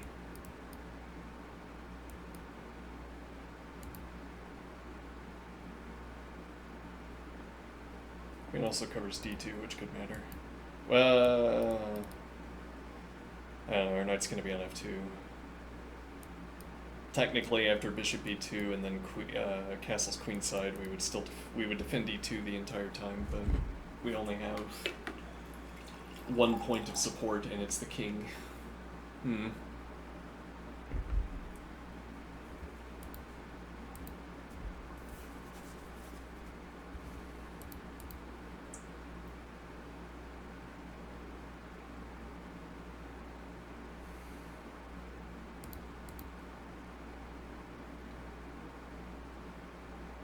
I develop the knight. Didn't I put a point of pressure against both of these advances? King d1, knight e1. And if I can capture king c2, supports the piece.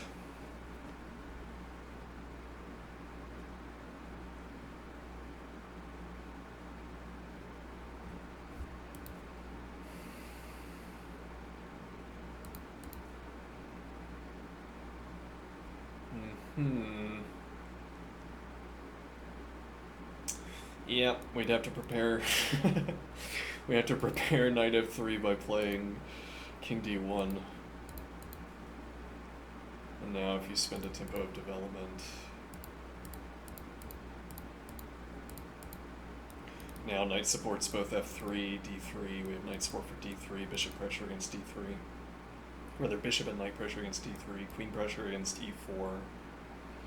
Queen support for the g advance, which is also supported by a pawn to pressure your bishop back. And the g4 advance, also following up with tempo, would kick the knight, which removes a point of support from e4.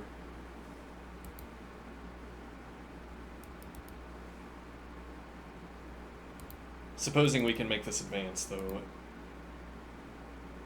plausibly we can't.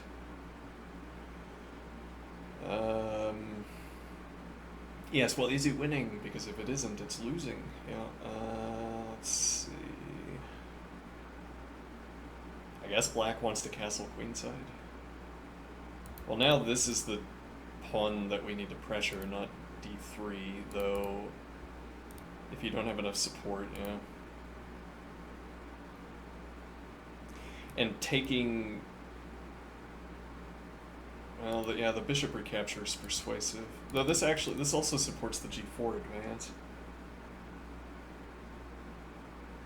Kind of. And no, because well, maybe. Well, we don't have any minor pieces that are targeting this. It's only the queen, which is a problem for this idea, but yeah, if you play rook over, say...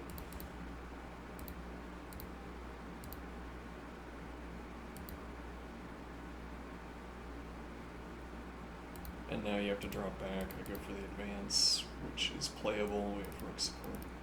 And now the knight has to move. Yeah, you didn't have to drop back specifically in front of your queen. All the way back, sure. Okay, and now... You still have... So kicking the knight isn't enough, which I can do with tempo, notably.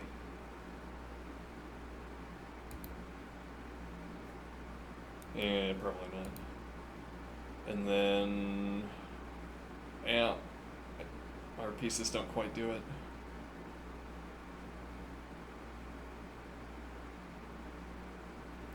The next line of play would be to get the rook onto h4.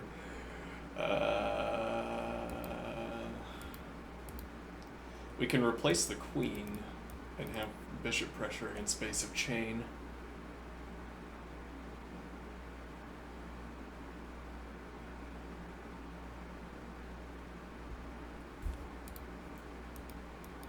That also puts bishop pressure on h3, which frees up the rook.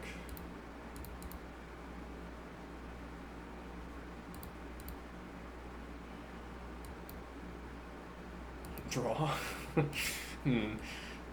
Yeah, no, we don't get this. An invitation to f2. We still have rook and bishop support, and we'll still have it after bishop g2. Yeah, I don't know, this seems... Surely we didn't have to allow this.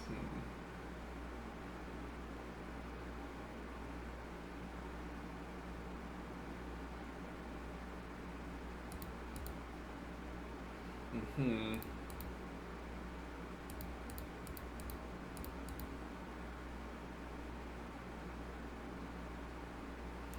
We make this the relevant square again.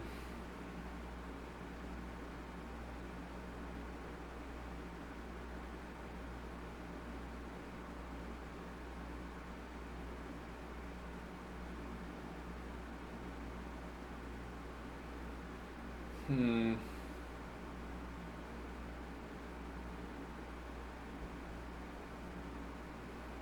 Are we threatening to take? I think we are. You have the knight move. If you instead lift the rook, I'm not going to burn visualization juice on calculation. I'm just going to put it on the board. All right, now if you double up, king c2. If you triple up, well, actually, yeah, that doesn't work because you'd have to use queen in front.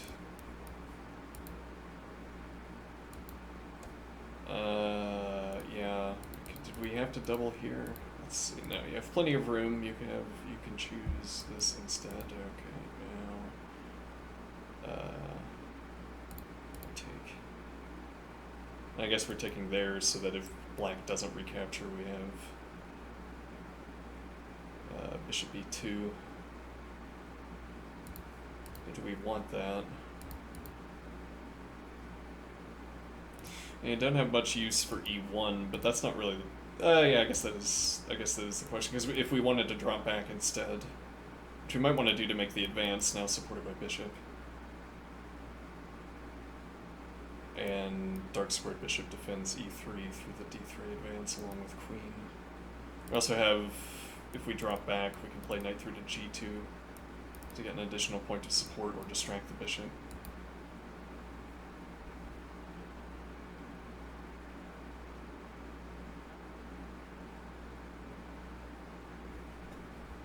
Takes.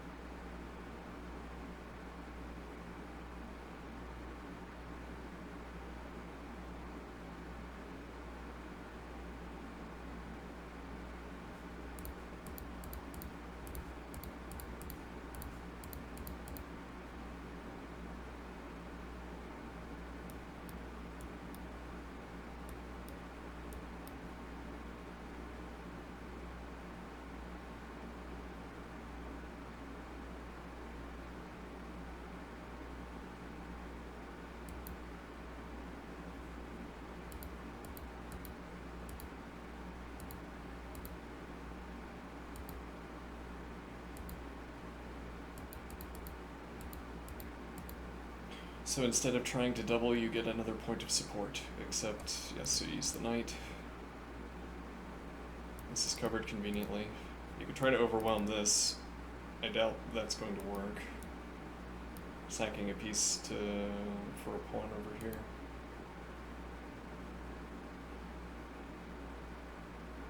Oh, maybe actually the queen might be trapped.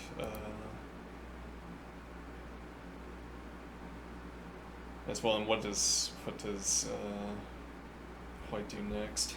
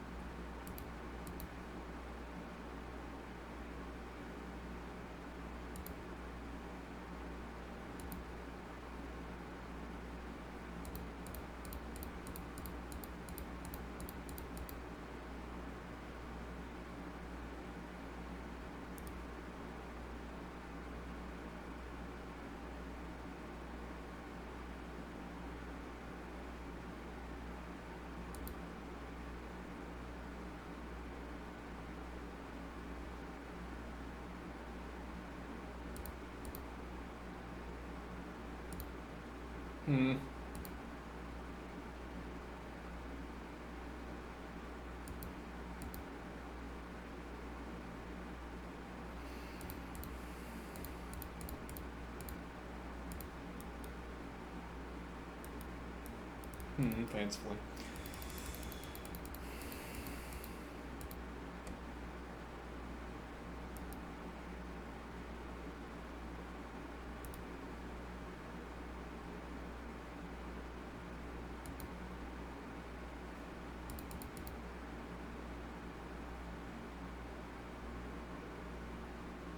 Yeah, that seems like a really good queen move.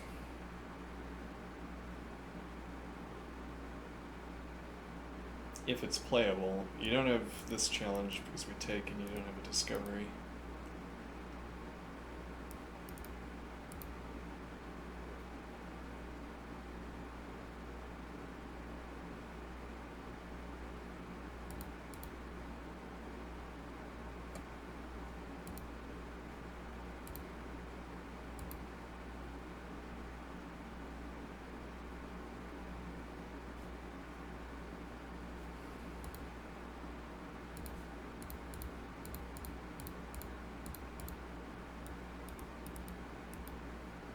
Probably ineffective. You have to play a4 first.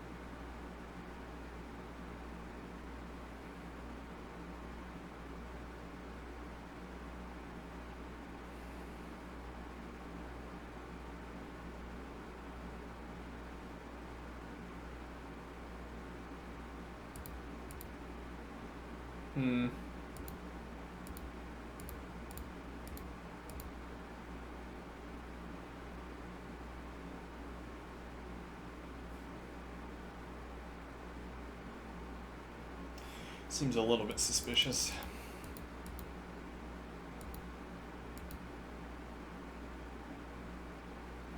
Yeah, we might need to spend this tempo early.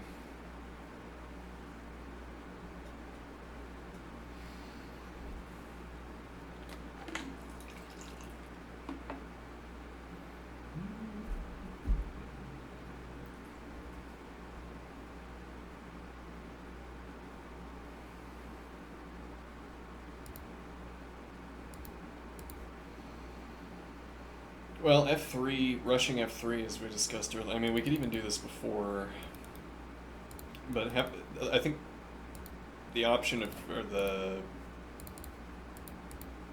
only doing this as necessary, and well, it has become necessary because we can't allow this trade. So actually, well, we could play h3. Play it here. Keep the rook support. This also difficult to say when that would matter, though it would be like queen and rook. Having a queen-rook battery on my second, where the second rank is going to be opening up. So I am thinking.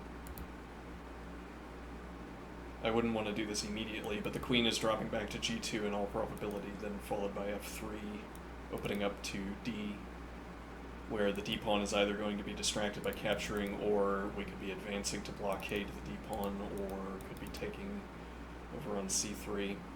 Or for that matter, if you can successfully get this advance in, so that I have this pawn structure, my queen defends the base, so that after capturing I have a piece drop back with defense on d2 behind the piece, which would be relevant here because there's a heavy piece defensive option. So if advance, counter advance, well you can't do that with this bishop development, so maybe you don't want to give up that resource. You could castle and use this, yeah. But now if I go for this play,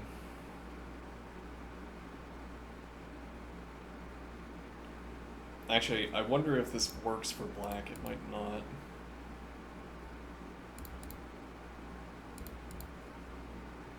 And now the idea, if you castle, I push f3 against this. Takes, knight takes with development. This is on pre, and now this is covered by knight, so you can't defend. And we have c3, so you don't have this defense. Use bishop.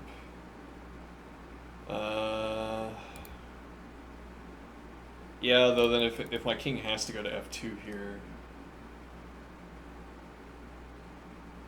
we'd have to follow up with through to g1 before we had queen support for d2. But we're also making this happen now, as in we're making it relevant now, the question of d2.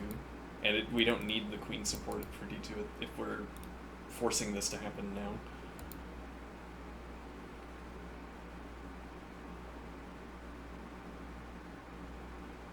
You can't, well yeah, you can play here. Covering the knight. Though that doesn't work either because, well, I mean, if we're willing to accept the trade, and we are because we would go up material for it. It's also vacating so that a rook can cover d3 instead. We don't have the advance. Knight drops back as anticipated. As king support. Like that. Oh, hold on. Knight check. Oh boy. Well, though, if you spend the tempo doing that... Actually, well, here you see knight pressure against d2, along with what will be the queen if I have to drop the piece back. But this is also forcing my king through to g1. I might be going to h2 next. And now we have adequate support. You don't have knight defense for this square still. You also now don't have bishop coverage. And you don't have this either. You don't have back to c5. Adequate support for g3. Though that could be a diversion. Actually, we might not be able to cover this. Advances with tempo, but we also... Well, we don't give up control over this square specifically, but yeah, this does feel looser. And now you can claim tempo. But actually, here, this saves us. And now we're at material again. We have this advanced f-pawn.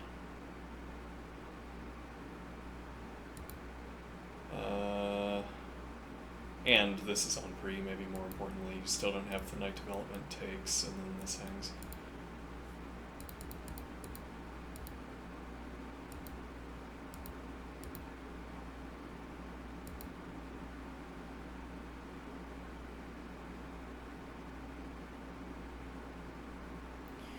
Alternatively, we follow through with king d1.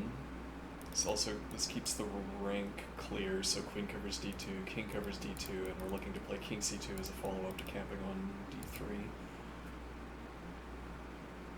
Okay, and now... So you can't discommunicate the queen. Well, there might be... Well, we can take with bishop. The light square bishop is undefended. Yeah, though that's kind of undesirable, right? But also here takes with... Yeah. Not good, no. We didn't have time. Well, I mean, we could still do this, and we're even on material, and we could say this is bad for black. It's not implausible. We won the tempo battle, notably, for whatever that's worth. You don't have a good tempo claiming move here, I assume.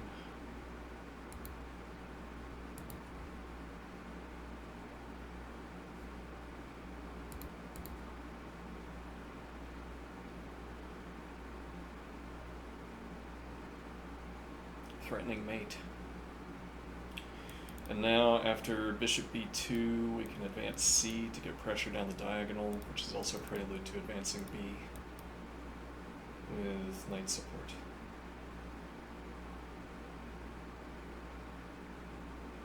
And a has rook support.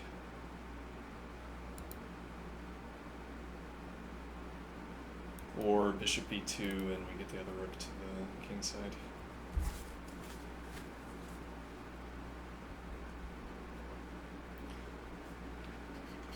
We can move the knight off of d3, though you have a hard time challenging it. I guess the point would be if you make this advance. Asking me if I want to damage my structure. No, and now knight covers d3. Actually, this is with tempo as well. Hold on. And when is that? Yeah, Yeah, actually, if you undefend by taking... Well, your alternative is dropping back, but then... No, we can't take... we have option, we could go to f2 and support the kingside activity, or we can go to b2 and have the knight be a defensive piece. King going to c2, followed by d3 with knight support, can get additional knight support, opens up the dark squared bishop.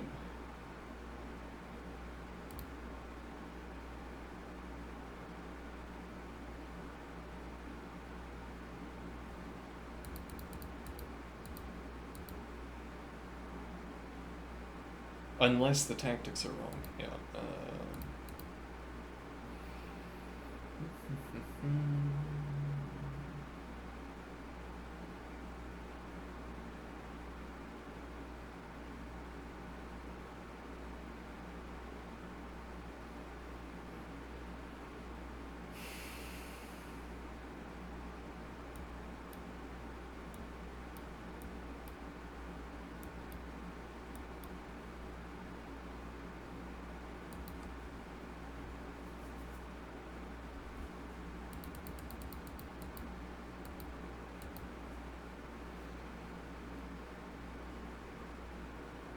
And if you don't advance, then this is already won. You don't have any other way to defend this pawn. Too slow.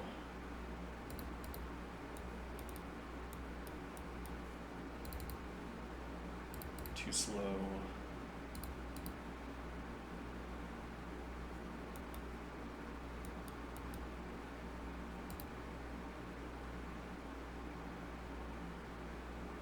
King e2 and we can drop back to c2. We also have the knight coverage, so it could be king d1 through to c2. Be queen d1 through to queen c2. Bishop and queen support the e advance, and then queen defends bishop as well. Advance immediately, and we go up a second point of material. With drop back.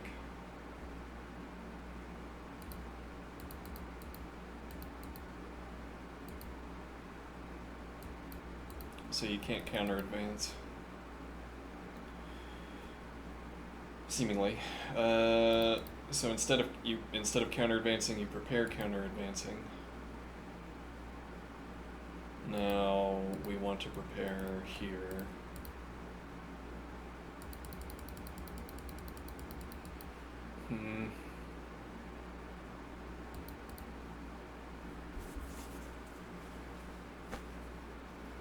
Or alternatively, we take this opportunity to play,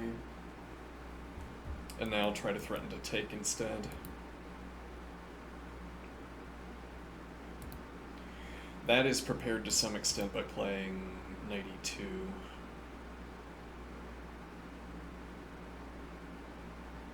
Now, though, we have to recalculate this. Yeah, we don't have a good follow-up move for the knight without having already played bishop b2. Though then the point would be... let's see...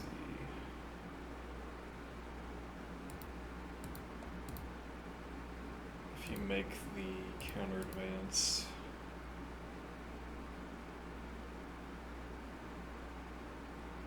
Yeah, but now you also have bishop support here. Yeah, now it's like we want queen d1 or queen h1. Interesting.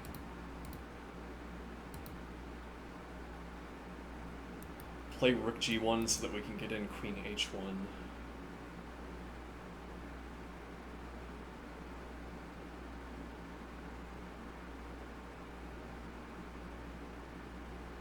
We still have file activity in that the king side hasn't frozen, so we have the h advance, but also we get the diagonal.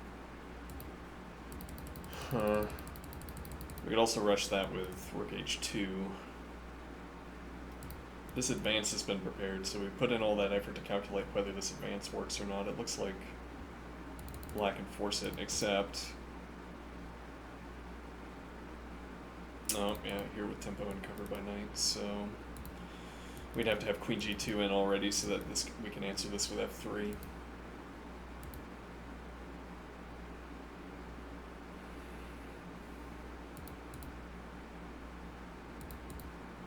Yeah, actually, we probably have to get that in now or immediately.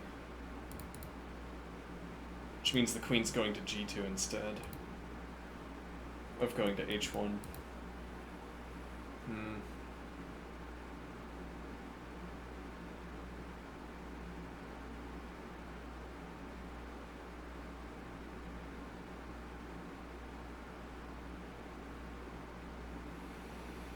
Okay, but I think you can't make the advance. I might be wrong about this. Actually, I guess I am wrong about this because we can't apply the next. Yeah, well, you're not going to play in, though. If you did, and now we have knight f2.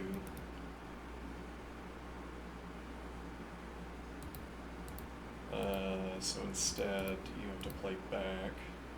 Notably, you haven't gotten the rook out. If you play here, you block the queen, and yeah, so we'd be able to take, barring a tempo gaining maneuver, which you kind of have here.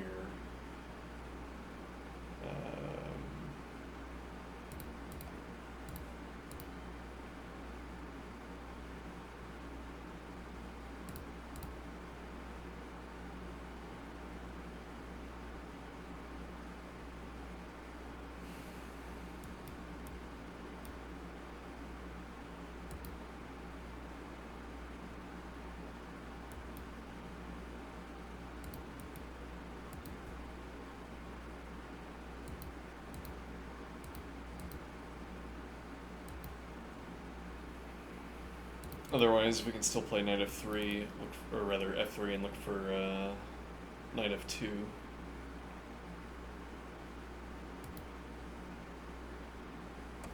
Yeah, I guess, I don't know, castling and dropping bishop back. Earlier, yeah, well, you had to, the only way to get additional support here, if instead you choose to take in this position, the game turns out completely different.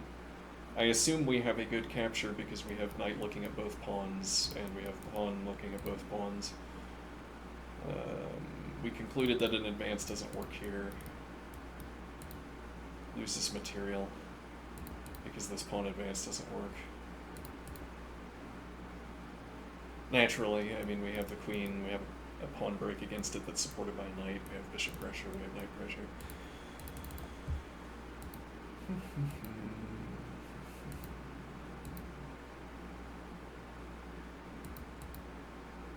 Which might bring us back to whether you're willing to make this advance. And if you're not, then our knight is secure here. The part of the point opening up d1 for the knight opens up all kinds of possibilities.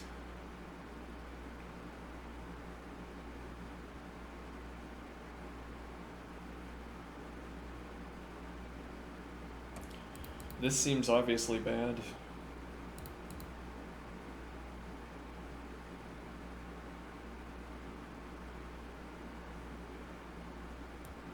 easy to get pressure. Even b3 breaking against this develops dark squared bishop against the next advance. Currently you can do this.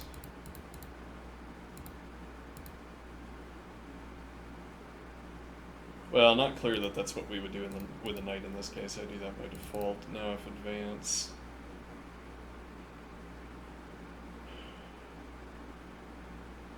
Is chess a bad game? Did we choose... Did we pick a bad game to play?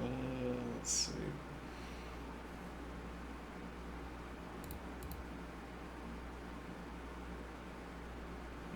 Well, we win material.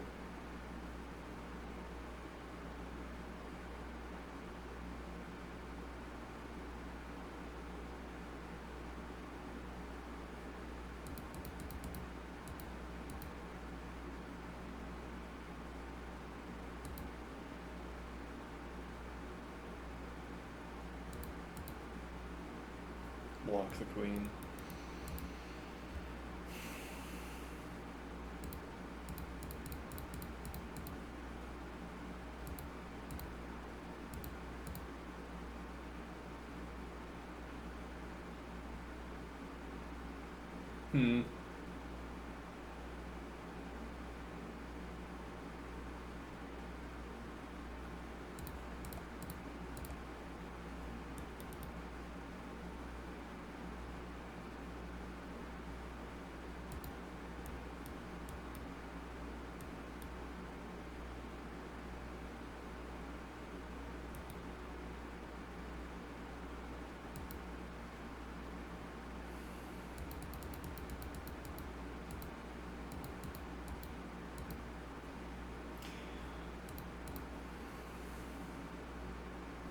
So development. Yes, and I want to make this point that I am examining these early and aggressive moves because they're often tactically rife. So the problem is, even if this is bad, if it burns through my clock, where I'm quite bad at clock management, I can just immediately take. This is bad for other reasons. If it burns through my clock, I need to look at it even if it's bad. And the most plausible bad move that an opponent is going to make is an over-aggressive move. So the too early of an advance that tries to claim tempo. We have to parry all of these.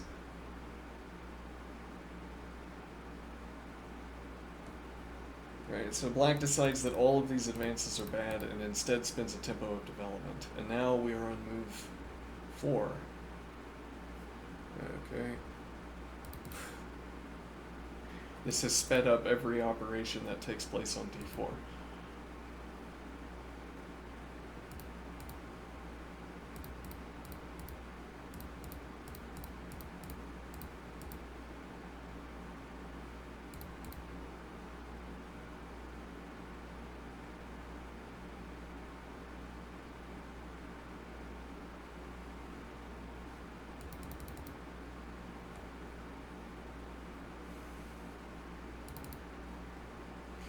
Probably premature still. Conveniently, White has also provided a point of pressure here, which seems to make calculations easier.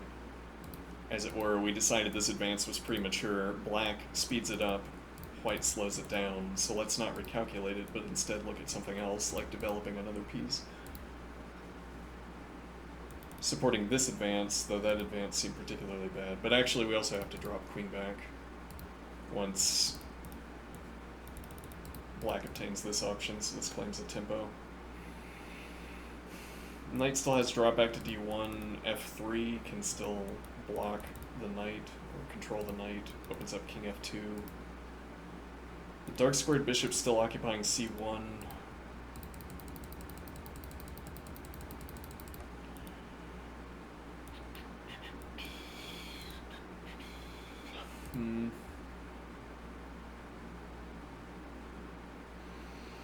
Well, if Black never makes this advance,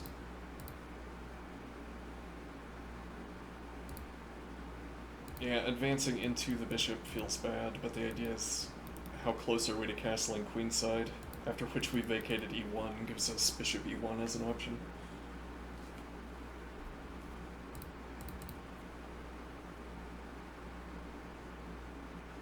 Yeah, and now we don't have coverage without moving the knight, and we don't have a good knight move.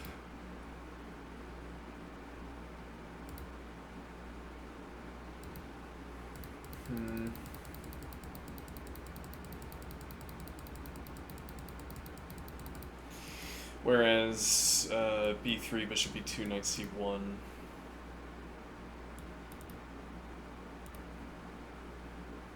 Also opening up the bishop back onto the pawn.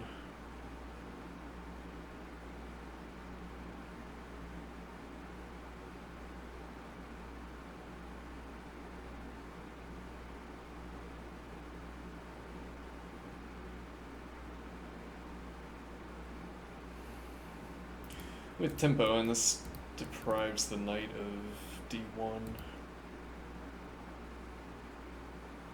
Yeah, actually we're obliged to make the advance in that case, and I don't like to be obliged to do anything.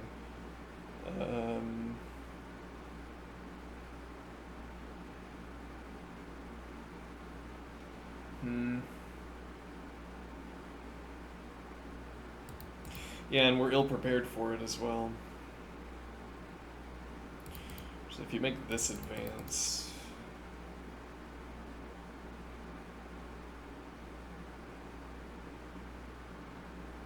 I'm not sure. Giant hole here. If we played the knight to f4, we have coverage on... We have denial on the g4 advance to kick the knight. Opens the bishop back up, but no, surely not. Yeah, I don't want to play d3.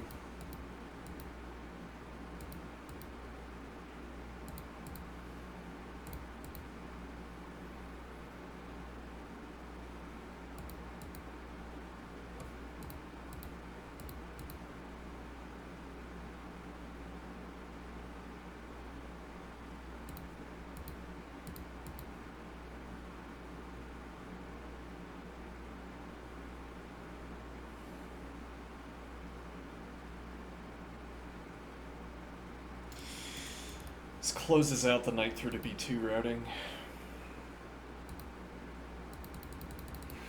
Yeah, this arrives with tempo, so it's this or...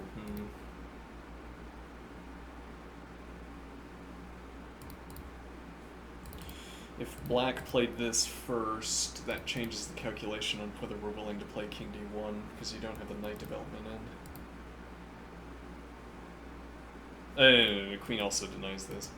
So actually what you need to do is knight out, threatening, but that also gives us the tempo. Well, we spend this tempo now, and we haven't played bishop e2. Don't have the advance. Forcing king d1, committing knight to e2, which is a thoroughfare square.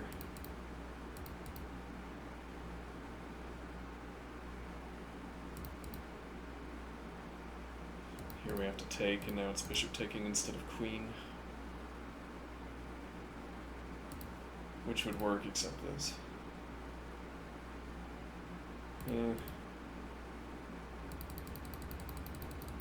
Not fond.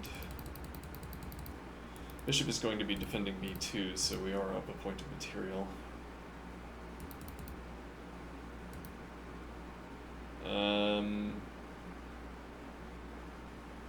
It's not clear that you have to, like, you could play the knight out now, because we can only restore 1 point of defense to this square.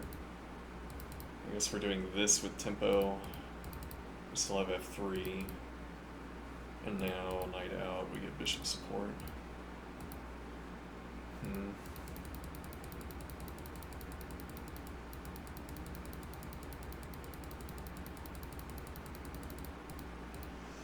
Can replace bishop support with king support and regain bishop support with king e3, which has king f2 drop back.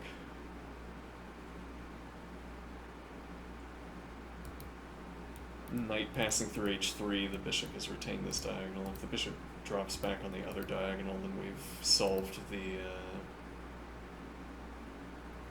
bishop on this side of the board problem that vexes us.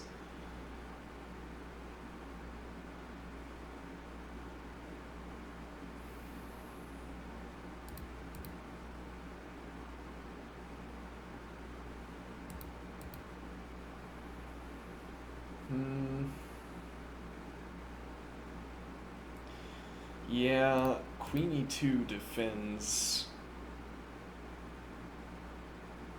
in an emergency here, and then we're looking to play A3. King covers C2.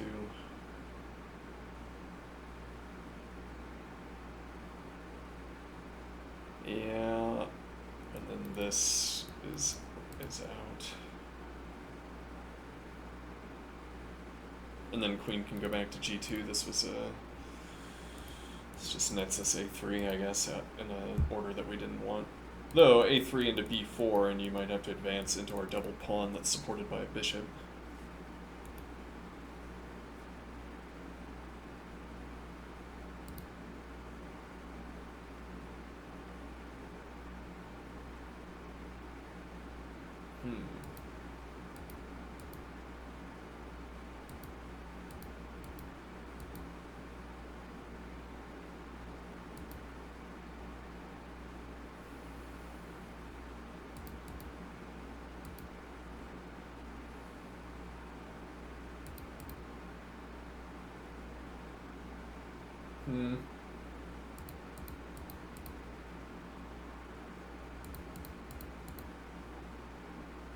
With tempo.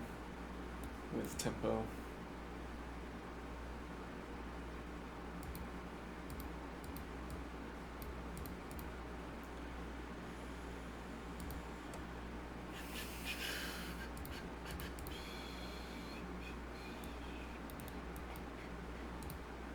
Actually, we can't castle queenside out of this. Bishop D3, counteracting both of these advances.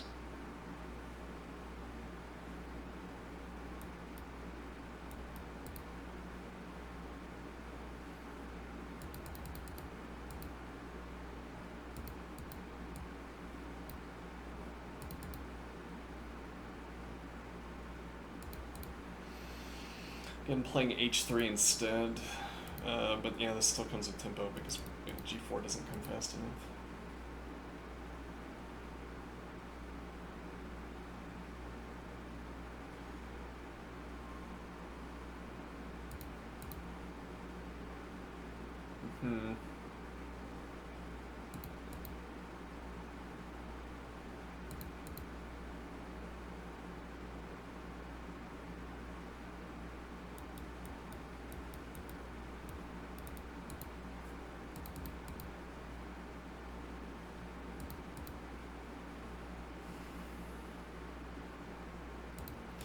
This bishop G2 actually comes with tempo.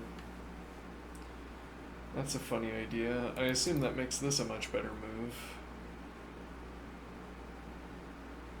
Though, queen dropping back. Eh.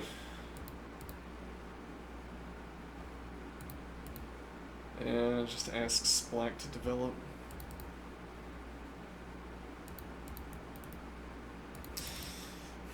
Alright, what time is it? Alright, I'll be right back.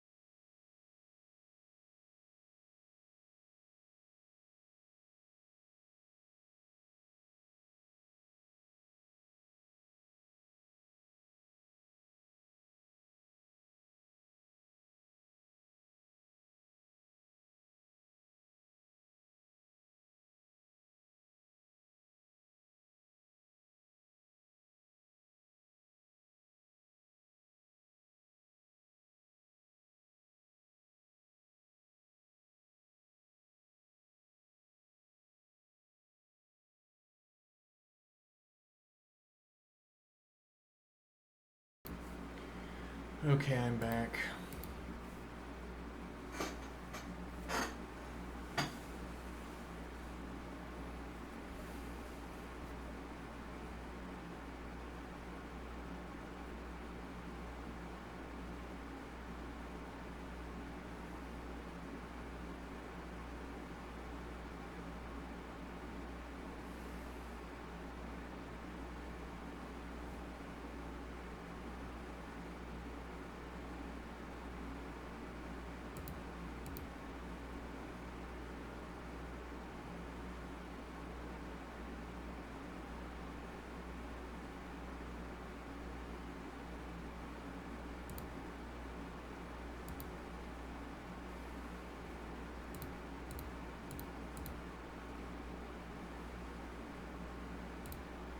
Yeah, then we could have done this before bishop e2.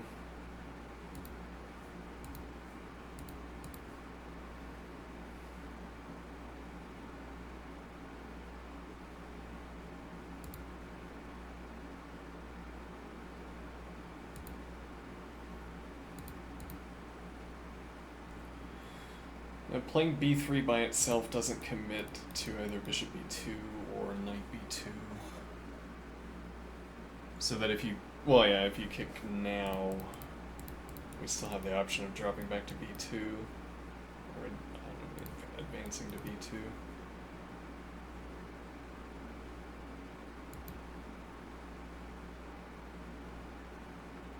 At our leisure as well, knight defends e3. No advance.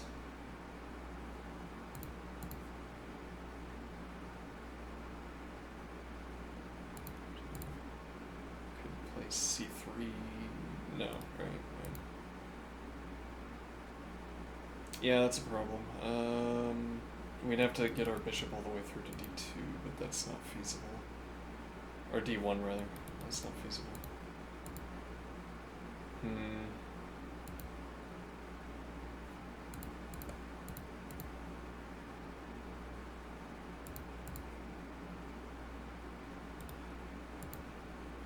Then again, we wouldn't have played bishop e2.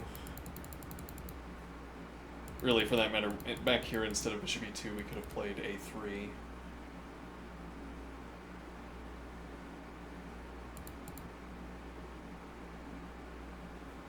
Secure the knight. Oh, no, you don't.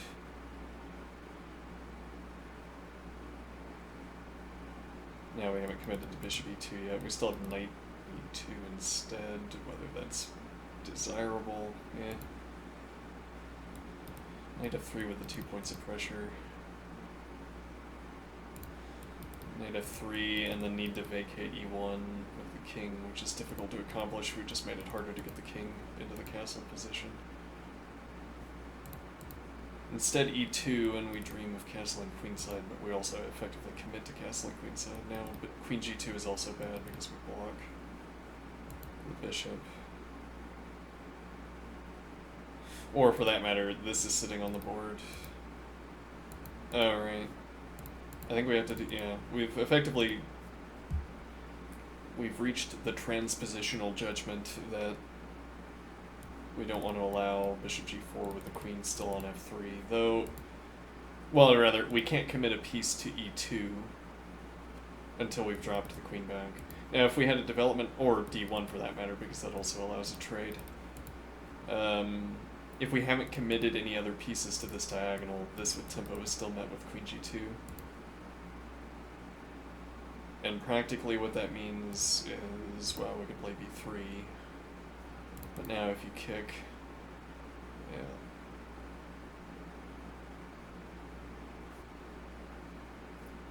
We'd have to be committing back to b1.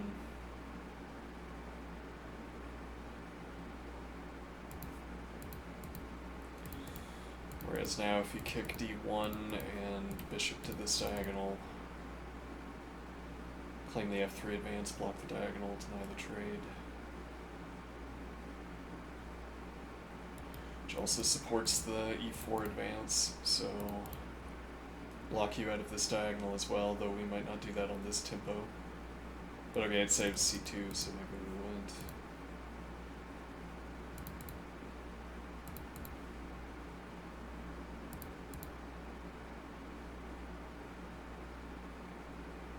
there's no way to get the pawn out of the way. So now we want to play c3 so we can deny, but that doesn't work because the bishop is undefended. We'd have to follow through with knight f2, but now... Whereas if dark squared bishop out, we deny and now takes and knight defends bishop. Unclear, maybe this direction we play bishop d2 castles queenside into king c2 or bishop c2. Or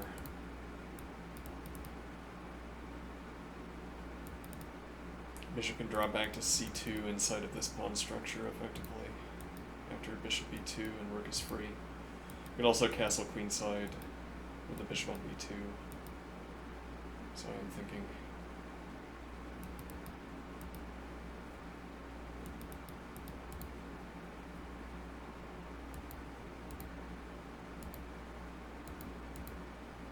But okay, because this comes a tempo too soon, we can't do that. Which practically means we can't play bishop to d3.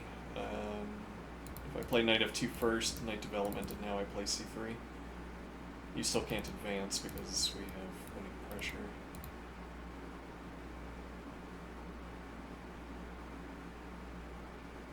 And now we're looking to play bishop d3 followed by knight e2 with bishop drop back. Takes... More likely this capture in this case, I think.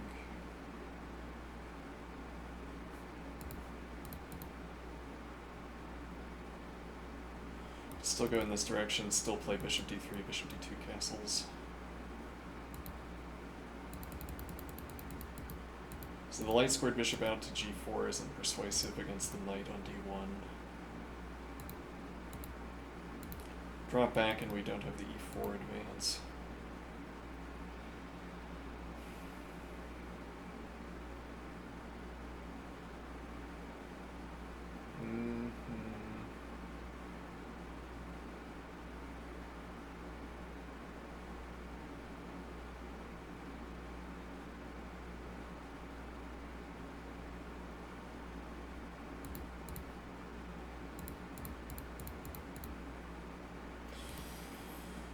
Yeah, but this hangs at the end. I mean, if we played king e2, e.g.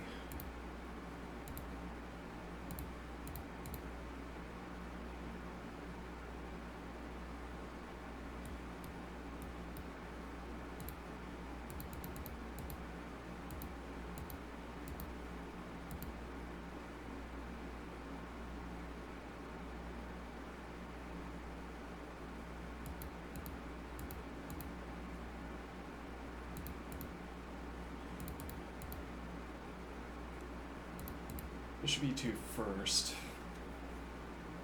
instead of knight development. Yeah, though we did all that calculation for knight development. What's the downside here?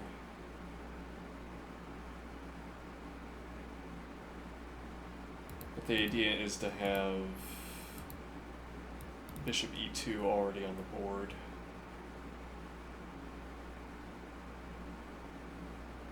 Why do we want bishop e2 already on the... Well, so we can't do that here because of the bishop challenge, so we drop back, and now bishop here instead, which you get to do without tempo. That's what's bothersome, I guess. I mean, we can play h3 and make black commit the tempo to defending f5 instead, like here, which arguably misplaces the dark squared bishop. And now I can play bishop e2 without having committed to queen g2.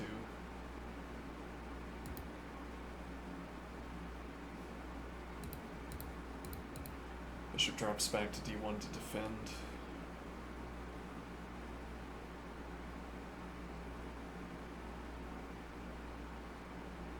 But also, after queen g2, we have bishop support for the g advance.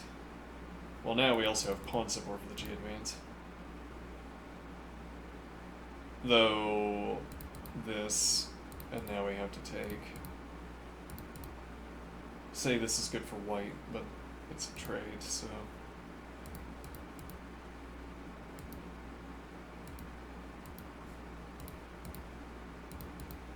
So we drop back, spin to the tempo.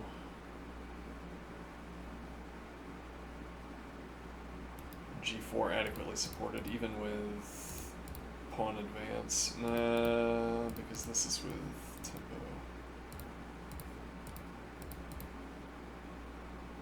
Uh-huh.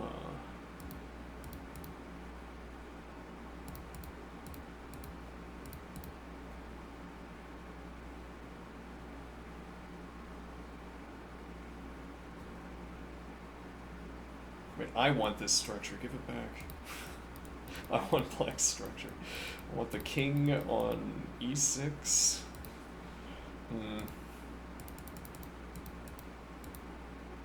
Maybe not adequately supported.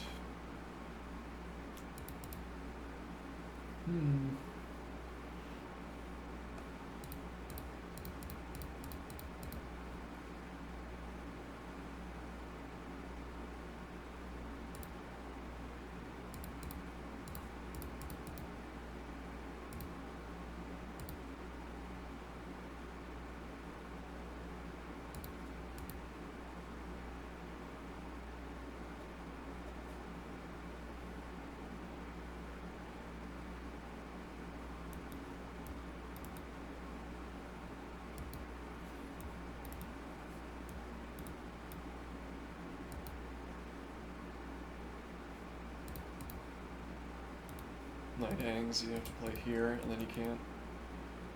That's interesting. So now even after you castle queenside, you can't get the bishop out of the way, because I can take it anywhere it goes.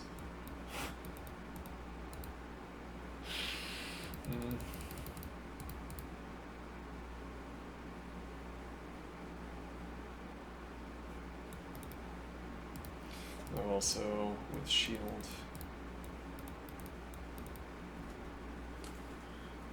Yeah, I don't know how you're supposed to attack this black structure. I think the structure's fine for black. So even now, the g4 advance doesn't work so well. But it seems like we're reliant on something happening on the king side to allow knight development. I don't know, the dark squared bishop is languishing. We could play through with... Yeah, we also haven't moved the king yet, so we don't commit to the next pawn advance, but we're looking to play bishop b2 instead. Also opening up the routing through for the knight. And for that matter, we could follow through with f3, and the knight on d1 has f2, b2, c3 until you advance d4, support for e3.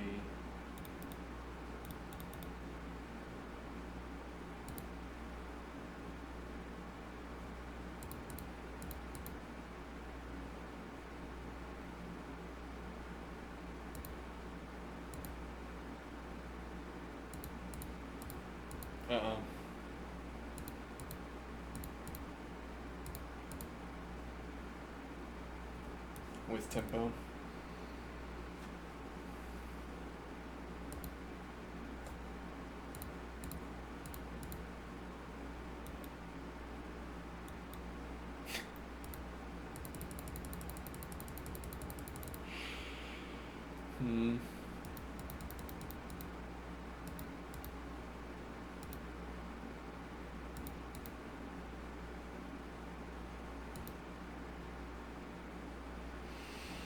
Yeah, it seems like you do need this pawn advance. You could do it after kicking the knight, though.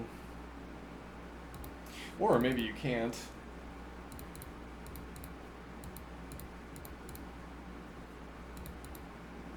Again, this structure seems fine for black.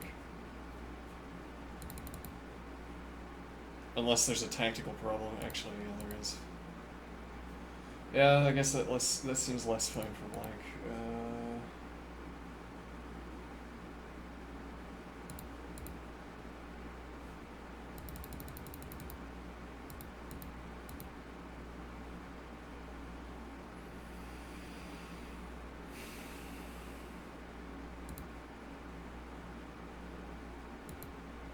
Right, we never defended this. We had to play...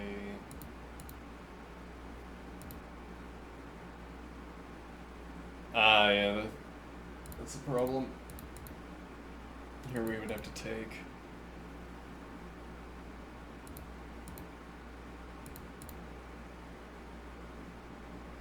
Yeah, the development priority immediately changes. I don't know what you'd be trying to do.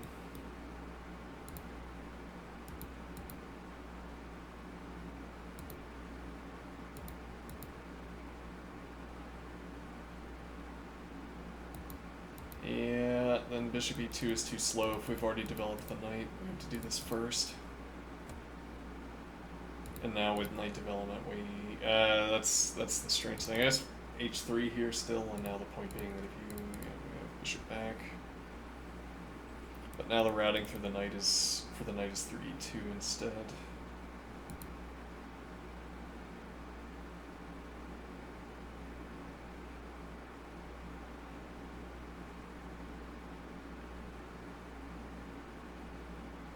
Yeah, but this still works. Yeah, even this quickly. So yeah, but then we get back to this funny position where we no, you don't have this move. You do, however, have, hold on, let me think here. You're threatening here if we deny here. Right, that's the problem. Now we don't have time to draw back the bishop because of bishop e4. We could play d3, which has bishop support, but that's also a completely different game to be talking about.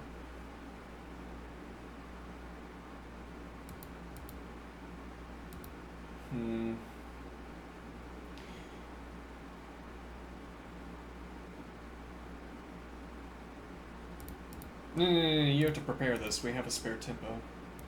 This is undefended. I'm at the end of my calculation juice, I guess.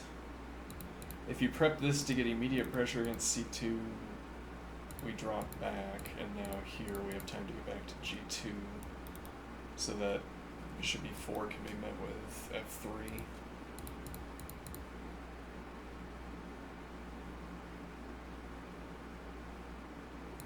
And now knight e2 into castle's kingside or king f2 is easy.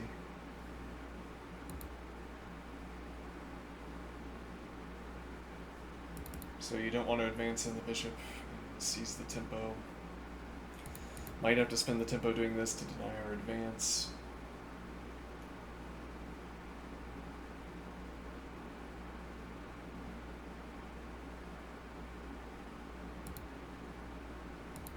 No tempo against e5.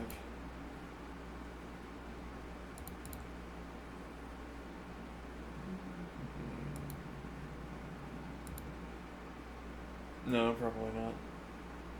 Though,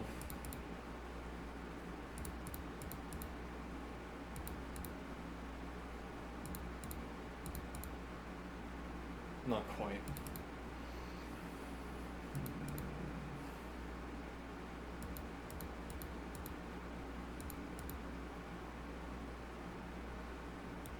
Supporting both the f3 and g4 advance.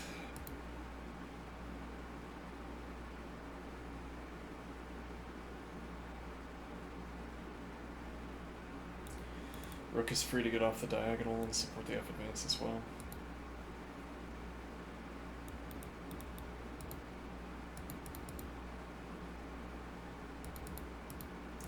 If you don't launch h, then you are waiting for me to make the advance and kick you off this diagonal. And then still here. Now king is going to g3.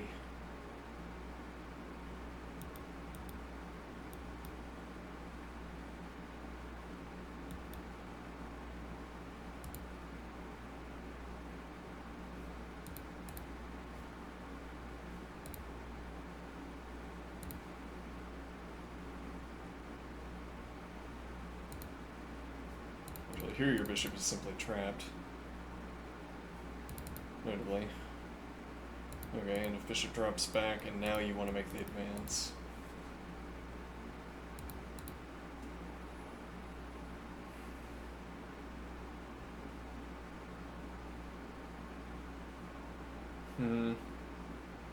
We end up getting some characteristics to this position like we've seen before.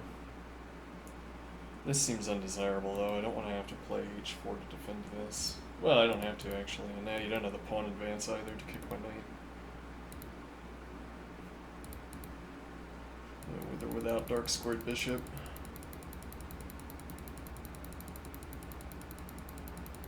Yeah, our pieces have fizzled in this idea. We're advancing too quickly on the king's side.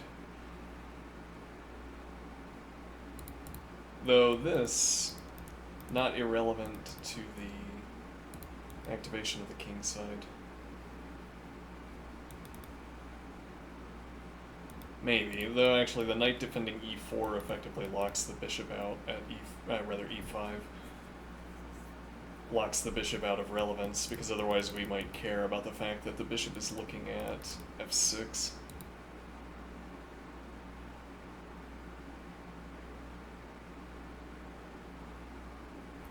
Could be looking for f4.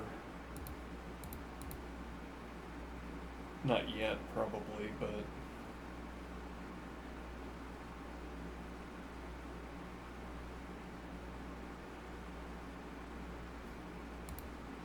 Well, and that might be a play to strip the pawn off the diagonals so that bishop is looking at f6, and then these two advances are more persuasive.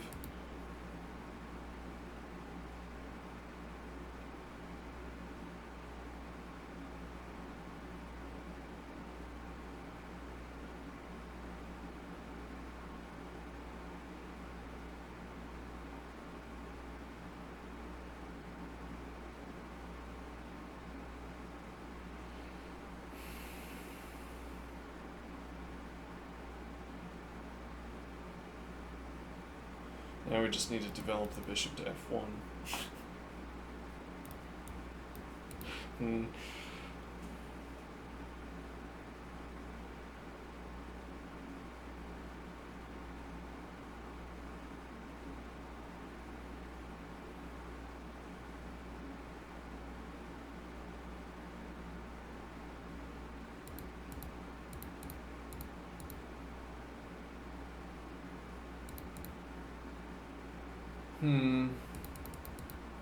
Yeah, I mean, we might have to follow through on this. Get this activity out of the bishop so that... You drop back here. This also opens up g3, so if you launch immediately... This is with pressure against h5, though it's not convincing pressure. And yeah, actually we've also discommunicated queen from pawn, so we can't follow through to g3. Follow up with this advance.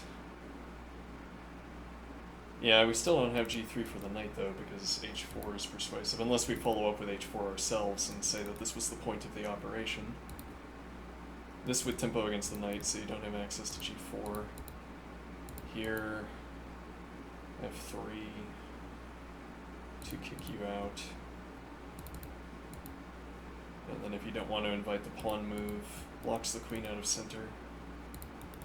Might be relevant if we can get the if we can get this operation running.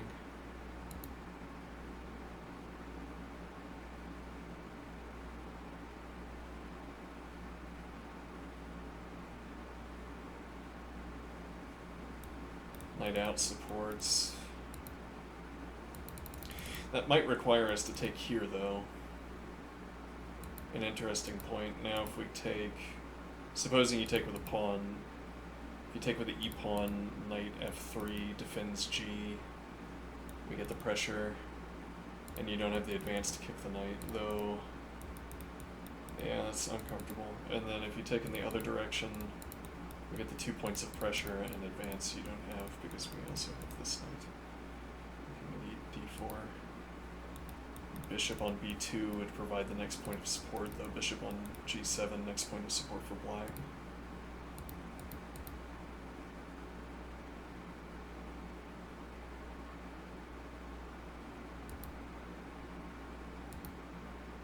If we can take, the next point of defense for g5 also arises from playing the d3 advance.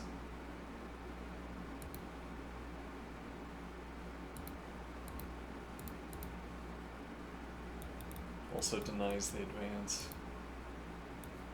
Supplies a point of support. Though we can also anchor with a pawn. You can't readily get back, but yeah, it gives up this square. And you probably just occupy that with yeah, though it probably need f3. We might need f3 for the knight.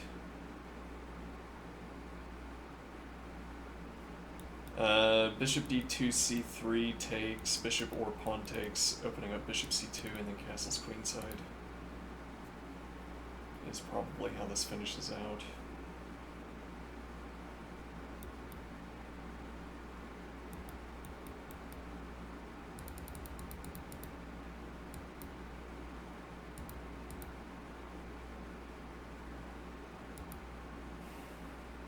I'm not so eager to follow up with e2.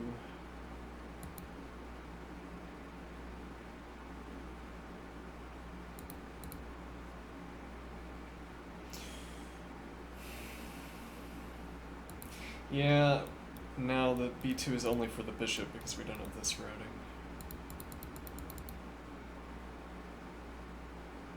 Though, I mean, not for nothing, we could go back to e2.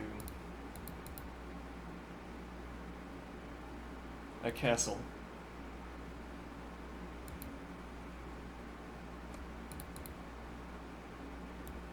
Deny this square, yeah.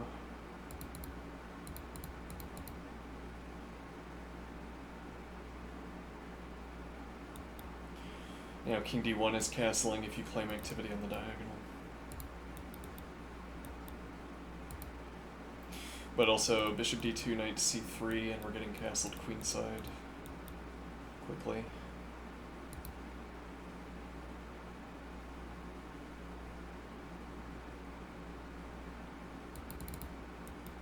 c4 with knight c3. King f2, king g3. Though, yeah, we have much less control over the dark squares.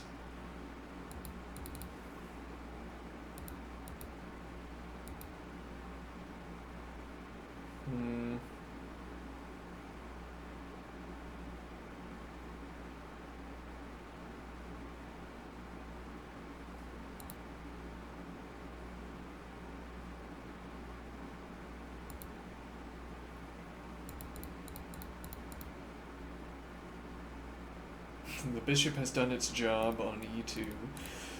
Yeah, but now here. Yeah, but then couldn't we have done this with just h3 anyway, without the bishop commitment? If we're saying this, yeah, but that allows black to make the game much more about g4, I think. Black hasn't committed any material. So playing like this immediately, like this, which sets up bishop g4, simply don't play it. Go with a different routing, and now we have to calculate something completely different. But also, this doesn't claim tempo against my queen. Obviates h3, actually, in that regard.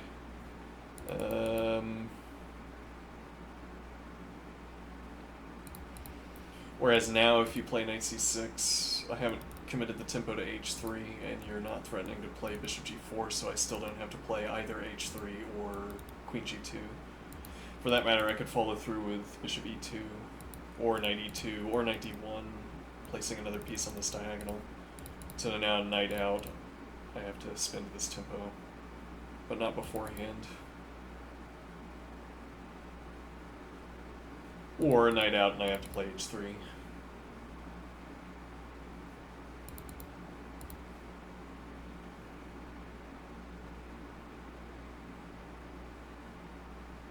Yeah, well, actually, one wonders why we wouldn't play g4 in this case.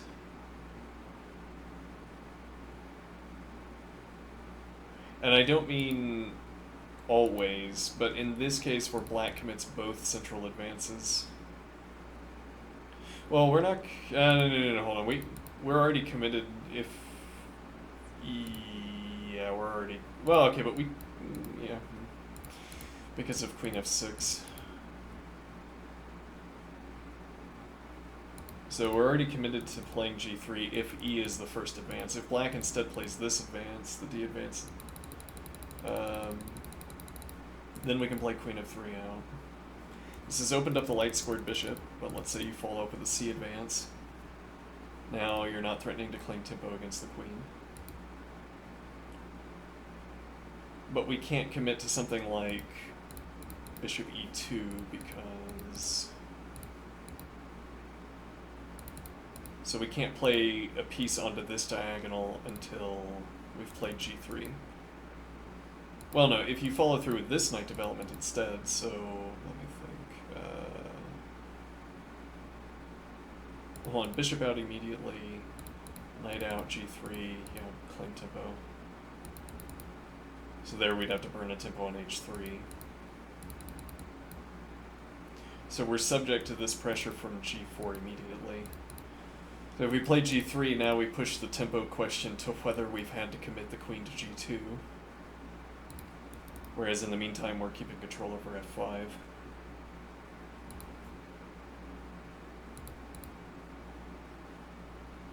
Here, we're back in the position where we can't commit a piece. And that remains true. Black holds the cards here, as it were. Black's on the beat. If knight c6, even if knight c6, we still can't play bishop e2 or knight e2. Again, barring a willingness to, I mean, maybe the positional manual would insist that we can play knight e2 because here drop back and black doesn't want to take. But I don't want to allow this anyway. But yeah, I mean, if you give me one tempo, then I'm going to claim back the tempo I spent moving my queen. Opens up king f2 immediately, whereas black's king is still stuck in the center. Interestingly, 2 tempi to get the dark squared bishop out of the way, and then 2 tempi to get the castle queenside. Well, okay, 3 tempi to castle kingside, 2 tempi to castle queenside, whereas king of2 gets us off of e1 at least immediately. It doesn't open up a heavy piece that can go to e1, which is one of the typical advantages of getting hard, I don't know, hard castled. Or syntax castled. So we're not... Well, yeah, so you say your king is stuck in the center. I castled early and your king is still in the center, which is a problem for you because I can put a heavy piece opposite your king. But that's not the case for king going to f2 in this position. And we're several tempi away from making that happen, though we could still make it happen. In this bizarre state where you were unwilling to take the knight. And now we have coverage against the h advance that you can still play it.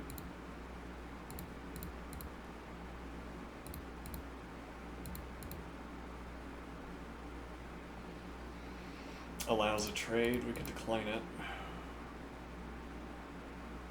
Though then, yeah, we're back on e2, blocking development again. We can't get better piece coverage either, for the rook on h1. Yeah.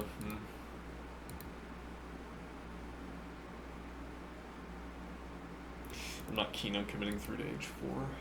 We would have avoided this line if... Actually, this could be relevant.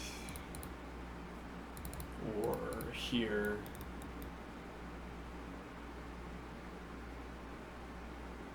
With drop back to h3. You also have the bishop on the wrong diagonal, so you can't offer the trade. And if you instead went back on the other diagonal earlier...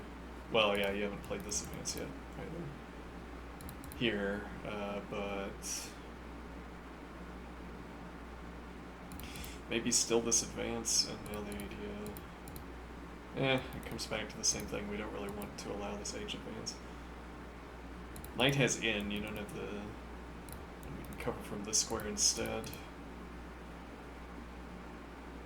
Actually, and now if we play, for instance, bishop e2, counter advance doesn't come with tempo.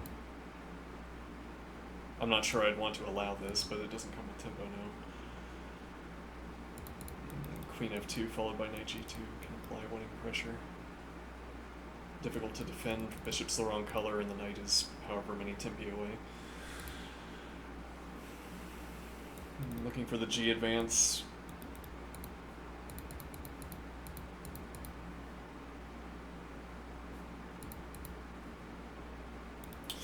Yep, doesn't work. Never mind. Committing to king d1 though. Keep f2 for the queen, I suppose. Yeah, that. I mean, black has to make that a question.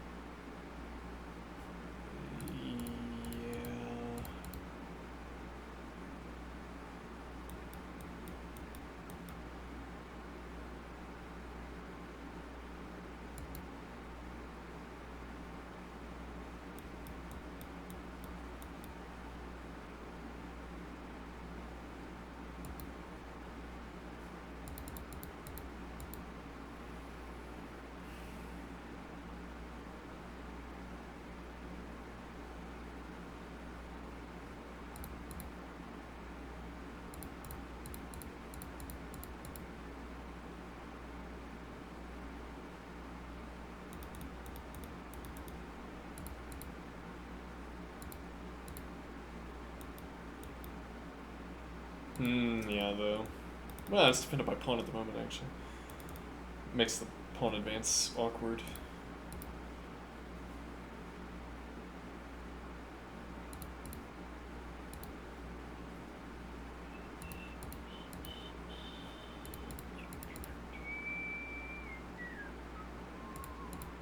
Undefended.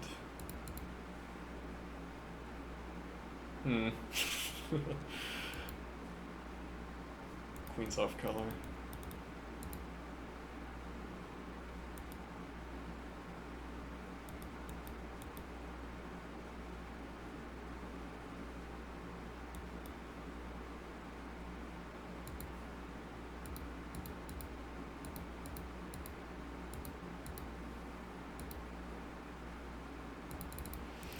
No other good way of defending this.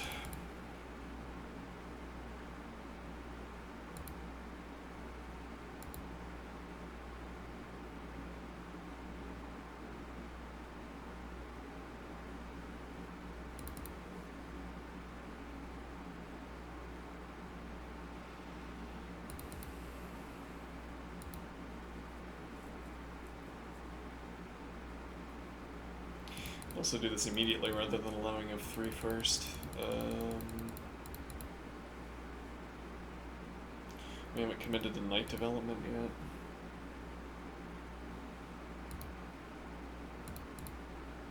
This might be more playable.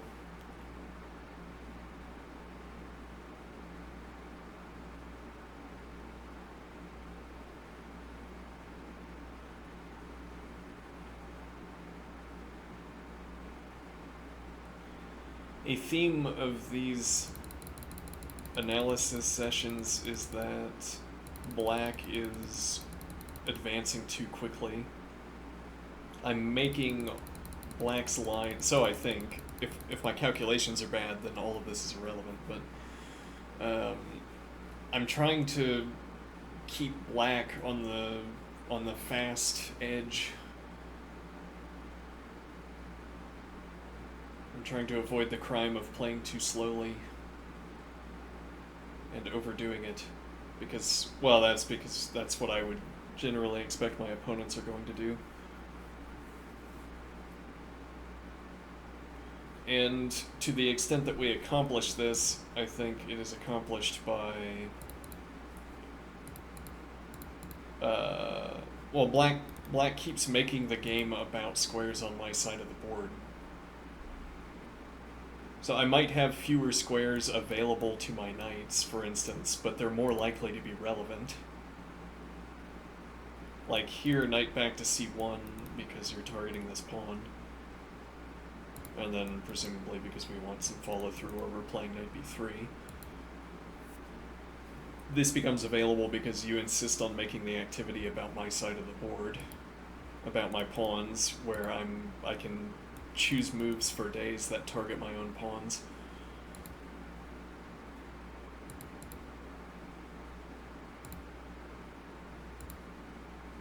Yeah, now I'm getting a bit hasty. We're not spending so much time thinking about what actually constitutes a good move in these positions. Like, do I want to have committed knight d2 so quickly, for instance?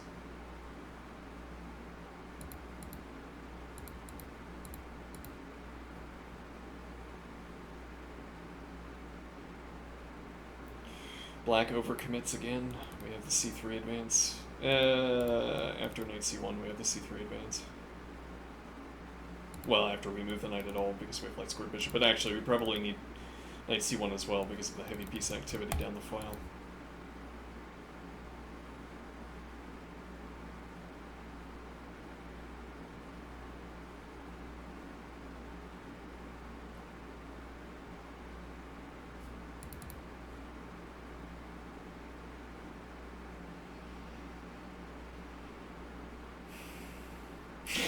Castle's queenside, and if you kick the knight, we have to go back to b1.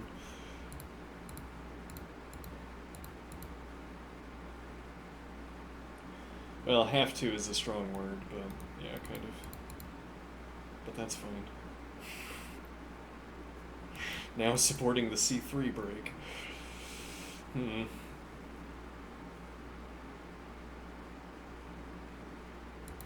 then the other knight needs to go back to g1. Horrible. So that we could play c3.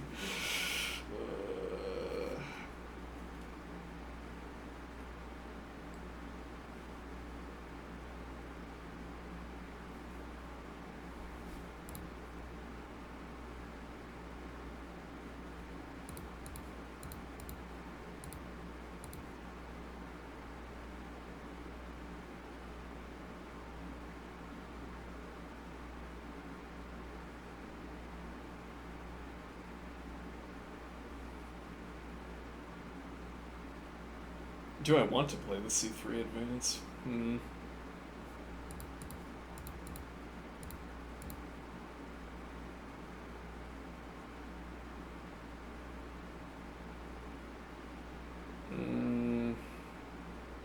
Actually, we have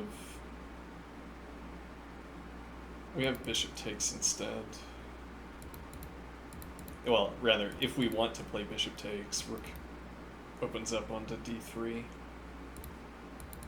Black also just, chose this square, which blocks heavy piece activity. So you might be committing through to c7, which buys us another tempo.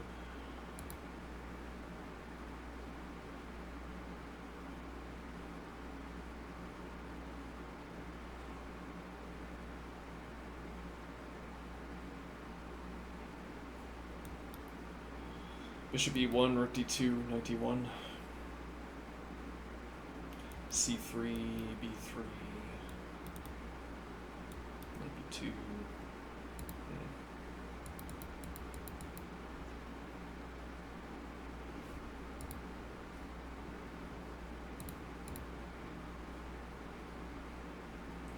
Also retains b1, keeps c1 as well.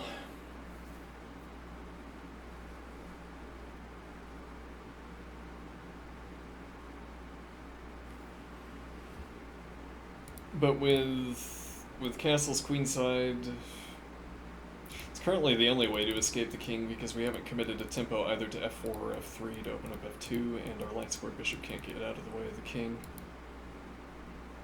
And really, for that matter, knight c1 opening up e2 is how the bishop gets out of the way of the queen, or out of the way of the king rather, which cuts us out of castle's queenside unless we follow through with knight to b3. So rook d1 is committal to our king. Though, yeah, now knight c1, bishop e2, and we can castle kingside. We still have f3 and king f2. Maybe we have even the preferable option of saying this is the castled position. And I never spent a tempo moving my king.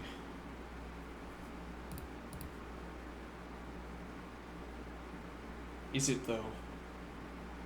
Well, I'm not content with a castled position for my king. I want to develop my king. Open up the option of heading to f2.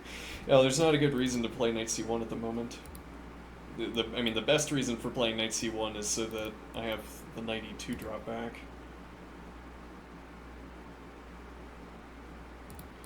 Bishop c1.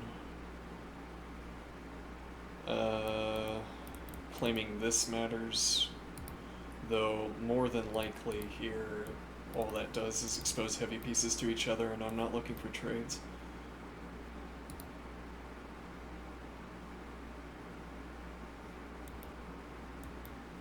Yeah.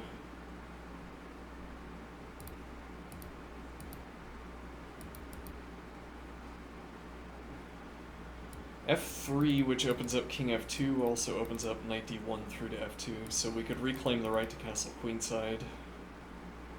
And that would matter in a case like this. We drop back, we have support. We have king f2, knight f2 is adequate. We have adequate support for e3, bishop takes is fine, probably. While here, supporting the c3 advance against d4.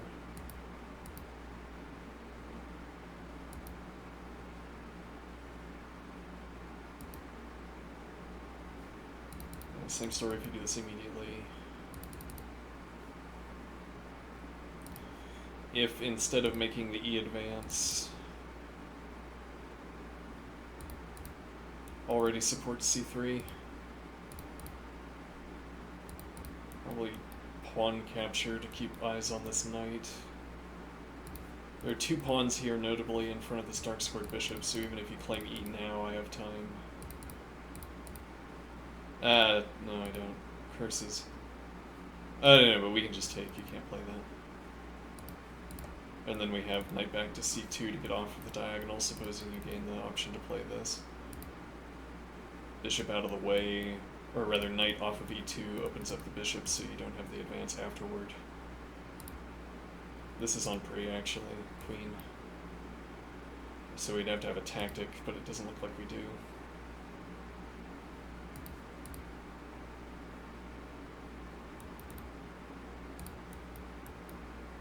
We'd have to, have to have knight here at minimum to deny queen e4.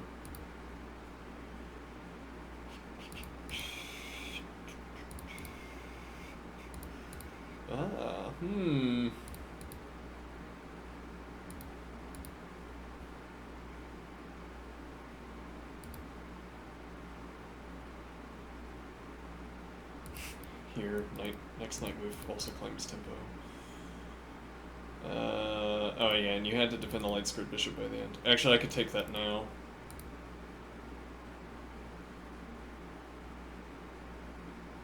Yeah, and you don't have queen over. Yeah, and you don't have queen in. Nor do you have queen out. Yeah, you we have this diagonal. So actually, yes, queen is trapped. Or rather, we win material for this. So you don't have queen capture at the moment. Though the move I have to make... Well, knight back to g1 might not be bad. I have either... I probably have f3. The question then would be with or without f4.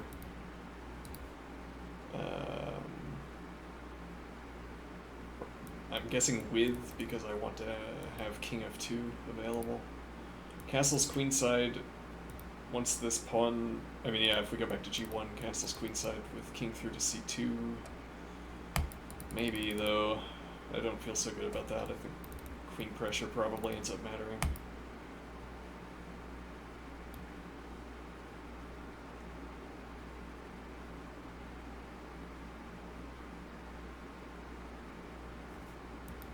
f3 opening up king f2, supporting g4. f4 with knight support. If takes, knight supports.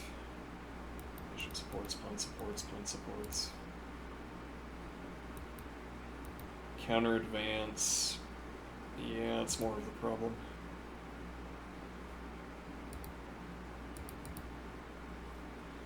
Knight takes instead, a fine default option, though. I'm keener on bishop takes with knight d2.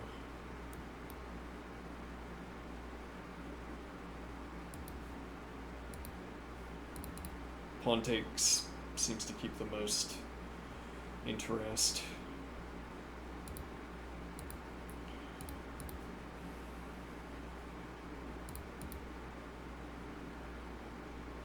Hmm.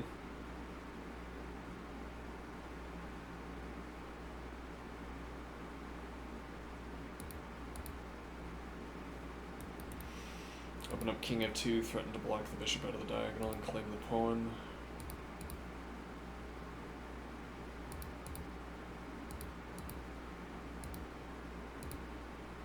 This with tempo against the queen.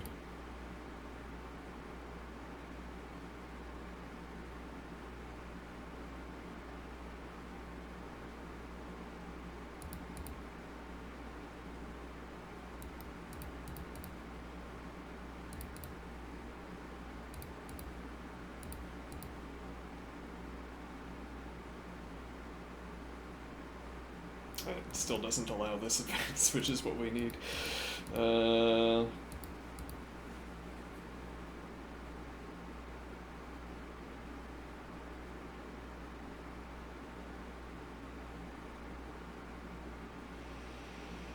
Yeah, maybe this doesn't quite work.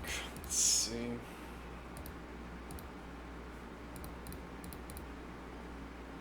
Well, if I have to take, we are up material. Interesting, and then actually, I guess this might work out fine. Opens up light squared bishop with tempo. If you retain, like we're still looking to play this, knight takes, fixes our structure, opens up the bishop. Or we go in the other direction, as we get adequate support from the bishop anyway. This side of the board is a bit off. I guess we're looking for a4, and then we have this structure. And knight through a3.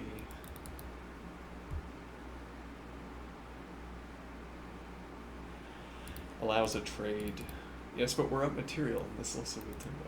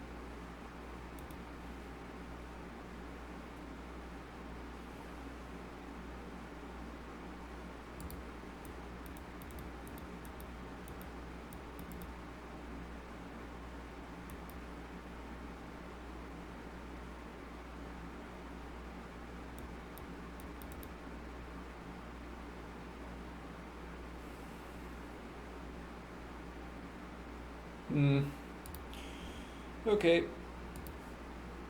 See ya. Have a good one. Good luck.